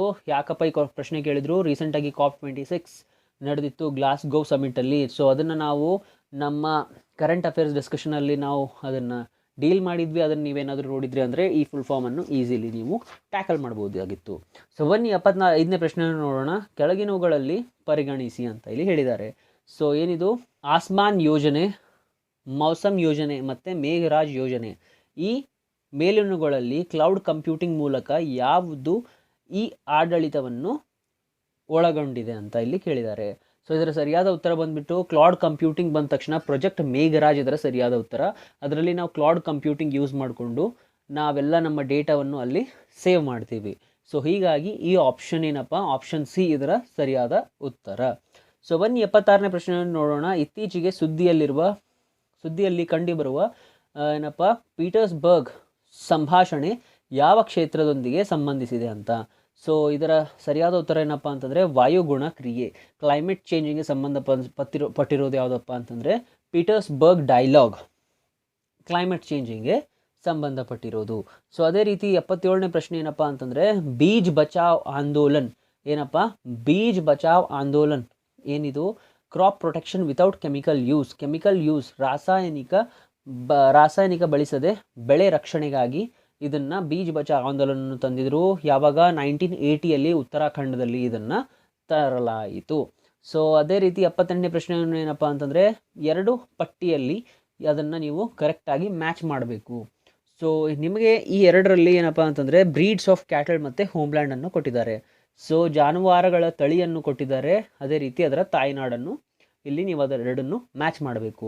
ಸೊ ನಿಮಗೆ ಗೊತ್ತಿರಬೇಕು ಹೋಲ್ಸ್ಟನ್ ಫ್ರೀಸೈನ್ ಈ ತಳಿ ಎಲ್ಲಿದ್ದಪ್ಪ ಅಂತಂದರೆ, ಒಂದು ವೇಳೆ ಇದನ್ನು ನಿಮಗೆ ಸ್ವಲ್ಪ ಗೊತ್ತಿತ್ತಪ್ಪ ಅಂತಂದರೆ, ಇದು ನೇದರ್ಲ್ಯಾಂಡ್ ಏನಾದರೂ ಗೊತ್ತಿತ್ತು ಅಂತಂದರೆ ನೀವೆಲ್ಲಿ ನೋಡಬೇಕು. ಸೊ ನೇದರ್ಲ್ಯಾಂಡ್ ಸ್ವಲ್ಪ ಗೊತ್ತಿತ್ತು ಅಂತಂದ್ರು ನೀವು ಎಲ್ಲವನ್ನು ಎಲಿಮಿನೇಟ್ ಮಾಡಿ ಆಪ್ಷನ್ 3 ಮಾರ್ಕ್ ಮಾಡ್ಬೋದಾಗಿತ್ತು. ಸೊ ಏನು? ಹಾಲ್ಸ್ಟೈನ್ ಫ್ರೀಸನ್ ಬಂದುಬಿಟ್ಟು ಇದು ನೆದರ್ಲ್ಯಾಂಡ್ದು, ಈ ತಳಿಯು ನೆದರ್ಲ್ಯಾಂಡ್ದು. ಹೀಗಾಗಿ ಆಪ್ಷನ್ ಸಿ ಇದರ ಸರಿಯಾದ ಉತ್ತರವಾಗಿರುತ್ತದೆ. ಅದೇ ರೀತಿ ವಿಜ್ಞಾನ ಮತ್ತು ತಂತ್ರಜ್ಞಾನ ಇಲಾಖೆ ಯಾವ ಸಂಘಟನೆಯೊಂದಿಗೆ ವೈಭವ್ ಶೃಂಗಸಭೆಯನ್ನು ಆಯೋಜಿಸಿದೆ ಅಂತ ಇಲ್ಲಿ ಕೇಳಿದ್ದಾರೆ. ಏನಿದು ವೈಭವ್ ಅಂತಂದರೆ ವೈಶ್ವಿಕ್ ಭಾರತೀಯ ವಿಜ್ಞಾನಿಕ್ ಅಂತ ಇಲ್ಲಿ ಕೇಳಿದ್ದಾರೆ. ಸೊ ಈ ಸಮಿಟನ್ನು DRDO ಜೊತೆ ನಮ್ಮ department of science and technology ಅವರು ಮಾಡಿದ್ದಾರೆ. ಸೊ ಈ DRDO ಹೆಡ್ ಕ್ವಾರ್ಟರ್ ಏನು? ನ್ಯೂ ಡೆಲ್ಲಿಯಲ್ಲಿದೆ. ಇದನ್ನು ಕೂಡ ನಿಮಗೆ ಗೊತ್ತಿರಬೇಕು. ಸೊ ಬನ್ನಿ 80ನೇ ಪ್ರಶ್ನೆಯನ್ನು ನೋಡೋಣ. ಭಾರತದಲ್ಲಿ ರ್ಯಾಲಿ ಫಾರ್ ವ್ಯಾಲಿ ಕಾರ್ಯಕ್ರಮವನ್ನು ಆಯೋಜಿಸಿರುವುದು ಈ ಸಮಸ್ಯೆಯನ್ನು ಎತ್ತಿ ಹಿಡಿಯಲು. ಸೊ ಇದರ ಸರಿಯಾದ ಉತ್ತರ ಏನಪ್ಪ? ಪರಿಸರದ ಅವನತಿ, ಜೀವ ವೈವಿಧ್ಯತೆ, ಸ್ಥಳಾಂತರಗೊಂಡ ಜನರ ಪುನರ್ವಸತಿ ಮತ್ತು ಕೃಷಿ ಭೂಮಿಯ ನಷ್ಟ. ಸೊ ಇದರ ಸರಿಯಾದ ಉತ್ತರ ಏನಪ್ಪ ಅಂತಂದರೆ ಸ್ಥಳಾಂತರಗೊಂಡ ಜನರ ಪುನರ್ವಸತಿ. ನರ್ಮದಾ ಬಚಾವ್ ಆಂದೋಲನದಲ್ಲಿ ಈ ರ್ಯಾಲಿ ಫಾರ್ ವ್ಯಾಲಿ ಏನಪ್ಪ ಈ ಪ್ರೋಗ್ರಾಮನ್ನು ಕೂಡ ಅಳವಡಿಸಲಾಯಿತು. ಹೀಗಾಗಿ ಇದು ಸರಿಯಾದ ಉತ್ತರವಾಗಿರುತ್ತದೆ. ಸೊ ಅದೇ ರೀತಿ ಬನ್ನಿ 81ನೇ ಪ್ರಶ್ನೆಯನ್ನು ನೋಡೋಣ. ಈ ಕೆಳಗಿನವುಗಳಲ್ಲಿ ಯಾವುದು ಸರಿಯಾಗಿ ಹೊಂದಿಕೆಯಾಗಿದೆ ಅಂತ ಇಲ್ಲಿ ಕೇಳಿದ್ದಾರೆ. ಸೊ ಏನಿದು? ಉಷ್ಣವಲಯದ ಮಳೆಕಾಡು. ಸೊ ಇಲ್ಲಿ AW ಅಂತ ಕೊಟ್ಟಿರ್ತಾರೆ. ಇದರದ ಸರಿಯಾದ ಏನಪ್ಪ ಅಂತಂದರೆ AF ಇದರ ಸರಿಯಾದ ಉತ್ತರ. ಅದೇ ರೀತಿ ಉಷ್ಣವಲಯದ ಮತ್ತು ಉಪ ಉಷ್ಣವಲಯದ ಸ್ಟೀಪ್ ರೀಜನನ್ನು BSH ಅಂತ ಕರೀತಾರೆ. ಸೊ ಅದೇ ರೀತಿ ಅಂದರೆ ಟೆಂಪ್ರೇಟ್ ಬೋರಿಯಲ್ ಕೋಲ್ಡ್ ಡೆಸರ್ಟ್ ಏನಿದೆ ಅದನ್ನು BWK ಅಂತ ಕರೀತಾರೆ. ಅದೇ ರೀತಿ ಹ್ಯೂಮಿಡ್ ಸಬ್ ಟ್ರಾಪಿಕಲ್ ಡ್ರೈ ವಿಂಟರ್ ಏನಿದೆ ಅದನ್ನು CWA ಅಂತ ಕರೀತಾರೆ. ಸೊ ಹೀಗಾಗಿ B ಆ್ಯಂಡ್ C ಇದರ ಸರಿಯಾದ ಉತ್ತರವಾಗಿರುತ್ತದೆ. ಏನಪ್ಪ? ಟ್ರಾಪಿಕಲ್ ರೈನ್ ಫಾರೆಸ್ಟ್ನ AF ಅಂತ ಕರೀತಾರೆ. Tropical and sub tropical steep ರೀಜನ್ನ BSH ಅಂತ ಕರೀತಾರೆ. ಟೆಂಪರೇಟ್ ಬೋರಿಯಲ್ ಕೋಲ್ಡ್ ಡೆಸರ್ಟನ್ನು BWK ಅಂತ ಕರೀತಾರೆ. ಅದೇ ರೀತಿ ಹ್ಯೂಮನ್ ಸಬ್ ಟ್ರಾಪಿಕಲ್ ಡ್ರೈ ವಿಂಟರನ್ನು CWA ಅಂತ ಕೂಡ ಸಂಬೋಧಿಸ್ತಾರೆ. ಸೊ 82ನೇ ಪ್ರಶ್ನೆ ನೋಡೋಣ. ಅರಣ್ಯವನ್ನು ಕಡಿದು ಬೆಂಕಿಯಿಂದ ಸುಟ್ಟು ಆ ಪ್ರದೇಶವನ್ನು ವ್ಯವಸಾಯ ಮಾಡುವುದಕ್ಕೆ ಸ್ಥಳಾಂತರ ವ್ಯವಸಾಯವೆಂದು ಕೂಡ ಕರೀತಾರೆ. ಶಿಫ್ಟಿಂಗ್ ಕಲ್ಟಿವೇಷನ್ / ಬರ್ನ್ ಅಗ್ರಿಕಲ್ಚರನ್ನು ಶಿಫ್ಟಿಂಗ್ ಅಗ್ರಿಕಲ್ಚರ್ ಕೂಡ ಕರೀತಾರೆ. ಸೊ ಅದೇ ರೀತಿ 83ನೇ ಪ್ರಶ್ನೆ ಏನಪ್ಪ ಅಂತಂದರೆ, which of the following is the leading producer of iron ore? ಕಬ್ಬಿಣದ ಅದರಿನ ಉತ್ಪಾದನೆಯ ಹಂಚಿಕೆಯಲ್ಲಿ ಯಾವ ರಾಜ್ಯ ಮೊದಲನೆಯ ಸ್ಥಾನವನ್ನು ಹೊಂದಿರುತ್ತೆ? ಸೊ ಇದರ ಸರಿಯಾದ ಉತ್ತರ ಬಂದುಬಿಟ್ಟು ಕರ್ನಾಟಕದಲ್ಲಿ 24% ಅಷ್ಟು ಐರನ್ ಓರನ್ನು ನಾವು ಸಿಗುತ್ತೆ. ಅದೇ ರೀತಿ ಒಡಿಶಾ ಬಂದುಬಿಟ್ಟು 22%, ಛತ್ತೀಸ್ಗಢ ಬಂದುಬಿಟ್ಟು 20%. ಸೊ 84th ಕ್ವಶನ್ ನೋಡೋಣ. ಈ ಕೆಳಗಿನವುಗಳಲ್ಲಿ ತನ್ನದೇ ಆದ ಹೈಕೋರ್ಟ್ ಅನ್ನು ಉನ್ನತ ನ್ಯಾಯಾಲಯವನ್ನು ಹೊಂದಿರುವ ರಾಜ್ಯ ಯಾವುದು ಅಂತ. ಸೊ ಇಲ್ಲಿ ಗ್ರೇಸ್ ಕ್ವಶನ್ ಆಗಿರ್ಬೋದು. ಹೊಂದಿರದ ರಾಜ್ಯವನ್ನು ಅಂತ ಇಂಗ್ಲೀಷ್ ಅಲ್ಲೇನು ಪ್ರಿಂಟ್ ಆಗಿರುತ್ತಲ್ಲ ಆ ಕ್ವಶನಲ್ಲಿ which of the following does not have a high court ಅಂತ ಇಲ್ಲಿ ಕೇಳಿದ್ದಾರೆ. ಸೊ ಇದರ ಸರಿಯಾದ ಆನ್ಸರ್ ಏನು? ಎಲ್ಲಿಲ್ಲ? ಹಿಮಾಚಲ್ ಪ್ರದೇಶದಲ್ಲಿ ಹೈಕೋರ್ಟ್ ಇಲ್ಲ ಅಂತ ನಿಮಗೆ ಗೊತ್ತಿರಬೇಕು. ಸೊ ಹೀಗಾಗಿ ಈ ಪ್ರಶ್ನೆ ನಿಮಗೆ ಗ್ರೇಸ್ ಆಗಿ ಕೂಡ ನಿಮಗೆ ಸಿಗ್ಬೋದು. ಸೊ ಅದೇ ರೀತಿ 85ನೇ ಪ್ರಶ್ನೆ ಏನಪ್ಪ ಅಂತಂದರೆ, 21st ಅಮೆಂಡ್ಮೆಂಟಲ್ಲಿ ನಮ್ಮ ಪ್ರಾದೇಶಿಕ ಭಾಷೆಗಳ ಪಟ್ಟಿಗೆ ಸೇರಿಸಲ್ಪಟ್ಟ ಭಾಷೆ ಯಾವುದು ಅಂತ. ಸೊ ಇದರ ಸರಿಯಾದ ಉತ್ತರ ಬಂದುಬಿಟ್ಟು ಸಿಂಧಿ. ಇದರ ಸರಿಯಾದ ಉತ್ತರ 21st ಕಾನ್ಸ್ಟಿಟ್ಯೂಷನ್ ಅಮೆಂಡ್ಮೆಂಟ್ ಆ್ಯಕ್ಟಲ್ಲಿ ಸಿಂಧಿ ಲ್ಯಾಂಗ್ವೇಜನ್ನು ನಾವು ಅಳವಡಿಸಿಕೊಂಡಿದ್ವಿ. ಒಳಗಡೆ ಏನಪ್ಪ ಅಂತಂದರೆ ನಮ್ಮ ರೀಜ್ನಲ್ ಲ್ಯಾಂಗ್ವೇಜ್ ಆಗಿ ನಾವು ಅದನ್ನು ಆ್ಯಡ್ ಮಾಡಿದ್ವಿ ಅಂತ ನಿಮಗೆ ಗೊತ್ತಿರಬೇಕು. ಸೊ ಅದೇ ರೀತಿ 86ನೇ ಪ್ರಶ್ನೆಯನ್ನು ನೋಡೋಣ. ಸಂವಿಧಾನದ ರಚನಾ ಸಭೆಯನ್ನು ಯಾವ ಪ್ರಸ್ತಾವವನ್ನು ಅನುಗುಣವಾಗಿ ರಚಿಸಲಾಯಿತು ಅಂತ ಇಲ್ಲಿ ಕೇಳಿದ್ದಾರೆ. ಸೊ ಏನು ನಮ್ಮ ಕಾನ್ಸ್ಟಿಟ್ಯೂಷನ್ ಅಸೆಂಬ್ಲಿಯನ್ನು ಯಾವ ಪ್ರಪೋಸಲಲ್ಲಿ ಸೆಟಪ್ ಮಾಡಲಾಯಿತು? ಸೊ ಇದರ ಸರಿಯಾದ ಉತ್ತರ ಯಾವುದು? ಕ್ಯಾಬಿನೆಟ್ ಆಯೋಗ, ಕ್ಯಾಬಿನೆಟ್ ಮಿಷನ್ನ ಅನುಗುಣವಾಗಿ ನಮ್ಮ ಸಂವಿಧಾನ ರಚನಾ ಸಭೆಯನ್ನು ನಾವು ಸ್ಥಾಪಿಸಲಾಯಿತು. ಸೊ 87th ಕ್ವಶನ್ ಅನ್ನು ನೋಡೋಣ. ಮೊಟ್ಟ ಮೊದಲ ಬಾರಿಗೆ ಅಭಿವೃದ್ಧಿ ಆಡಳಿತ ಎಂಬ ಪದವನ್ನು ಬಳಸಿದವರು ಯಾರು ಅಂತ. ಇದರ ಸರಿಯಾದ ಉತ್ತರ ಬಂದುಬಿಟ್ಟು UL ಗೋಸ್ವಾಮಿ ಏನು ಮಾಡಿದರು? ಡೆವಲಪ್ಮೆಂಟ್ ಅಡ್ಮಿನಿಸ್ಟ್ರೇಷನ್ ಅಂತ ತಮ್ಮ ರಿಸರ್ಚ್ ಪೇಪರಲ್ಲಿ 1955 ಈ ವರ್ಡನ್ನು ಅವರು ತಂದರು. ಸೊ ಅದೇ ರೀತಿ 88ನೇ ಪ್ರಶ್ನೆ ಏನಪ್ಪ ಅಂತಂದರೆ, ಈ ಕೆಳಗಿನವುಗಳಲ್ಲಿ ಯಾವುದು ಭಾರತದ ಪ್ರಧಾನ ಸಲಹಾ ವರ್ಗವಾಗಿದೆ ಅಂತ ಇಲ್ಲಿ ಹೇಳಿದ್ದಾರೆ. ಸೊ ಇದರ ಸರಿಯಾದ ಉತ್ತರವನ್ನು ನಾವು ಆಮೇಲೆ ನಿಮಗೆ ಕಮೆಂಟ್ ಸೆಕ್ಷನಲ್ಲಿ ತಿಳಿಸ್ತೀವಿ. ಸೊ 89ನೇ ಪ್ರಶ್ನೆಯನ್ನು ನೋಡೋಣ. ಭಾರತದ ಸಂವಿಧಾನದ ಈ ಕೆಳಗಿನ ಯಾವ ವಿಧಿಯು ಭಾರತದ ರಾಜ್ಯವನ್ನು ದಾವೆಗೆ ಗುರಿ ಮಾಡುವುದಕ್ಕೆ ಸಂಬಂಧಿಸಿದೆ? ಭಾರತದ ಸಂವಿಧಾನದ ಈ ಕೆಳಗಿನ ಯಾವ ವಿಧಿಯು ಭಾರತದ ರಾಜ್ಯವನ್ನು ದಾವೆಗೆ ಗುರಿ ಮಾಡುವುದಕ್ಕೆ ಸಂಬಂಧಿಸಿದೆ ಅಂತ. ಸೊ ಇದರ ಸರಿಯಾದ ಆನ್ಸರ್ ಏನಪ್ಪ ಅಂತಂದರೆ ಆರ್ಟಿಕಲ್ 300. ಏನಪ್ಪ ಅಂತಂದರೆ Indian constitution describes suability of the state of India ಅಂತ. Suability of state in India ಬಂದುಬಿಟ್ಟು ಆರ್ಟಿಕಲ್ 300. ಸೊ 90th ಪ್ರಶ್ನೆ ಏನಪ್ಪ ಅಂತಂದರೆ, ಭಾರತದ ಸಂವಿಧಾನ ಎಷ್ಟನೇ ತಿದ್ದುಪಡಿ ಆಡಳಿತಾತ್ಮಕ ನ್ಯಾಯಾಲಯಗಳ ಸ್ಥಾಪನೆಗೆ ಅವಕಾಶ ಮಾಡಿಕೊಟ್ಟಿದೆ ಅಂತ. ಸೊ 42nd ಕಾನ್ಸ್ಟಿಟ್ಯೂಷನ್ ಅಮೆಂಡ್ಮೆಂಟ್ ಆ್ಯಕ್ಟಲ್ಲಿ ಏನು ಮಾಡಿದೆ? ಏನಪ್ಪ ಅಡ್ಮಿನಿಸ್ಟ್ರೇಟಿವ್ ಟ್ರಿಬ್ಯುನಲ್ನ ಎಸ್ಟಾಬ್ಲಿಷ್ ಮಾಡೋ ಪವರನ್ನು ಅದು ಕೊಟ್ಟಿದೆ. ಸೊ ಅದೇ ರೀತಿ 91st ಕ್ವಶನನ್ನು ನೋಡೋಣ. ಏನಪ್ಪ ಅಂತಂದರೆ, ಭಾರತದ ಸಂವಿಧಾನದ ಅನುಚ್ಛೇದ 215 ಉಚ್ಚ ನ್ಯಾಯಾಲಯದಲ್ಲಿ ಸಂಬಂಧಿಸಿದಂತೆ ಏನನ್ನು ಉಪಬಂಧಿಸುತ್ತದೆ ಅಂತ ಇಲ್ಲಿ ಹೇಳಿದ್ದಾರೆ. So article 215 of the Indian constitution provides that court of record to the high court. ಏನಪ್ಪ?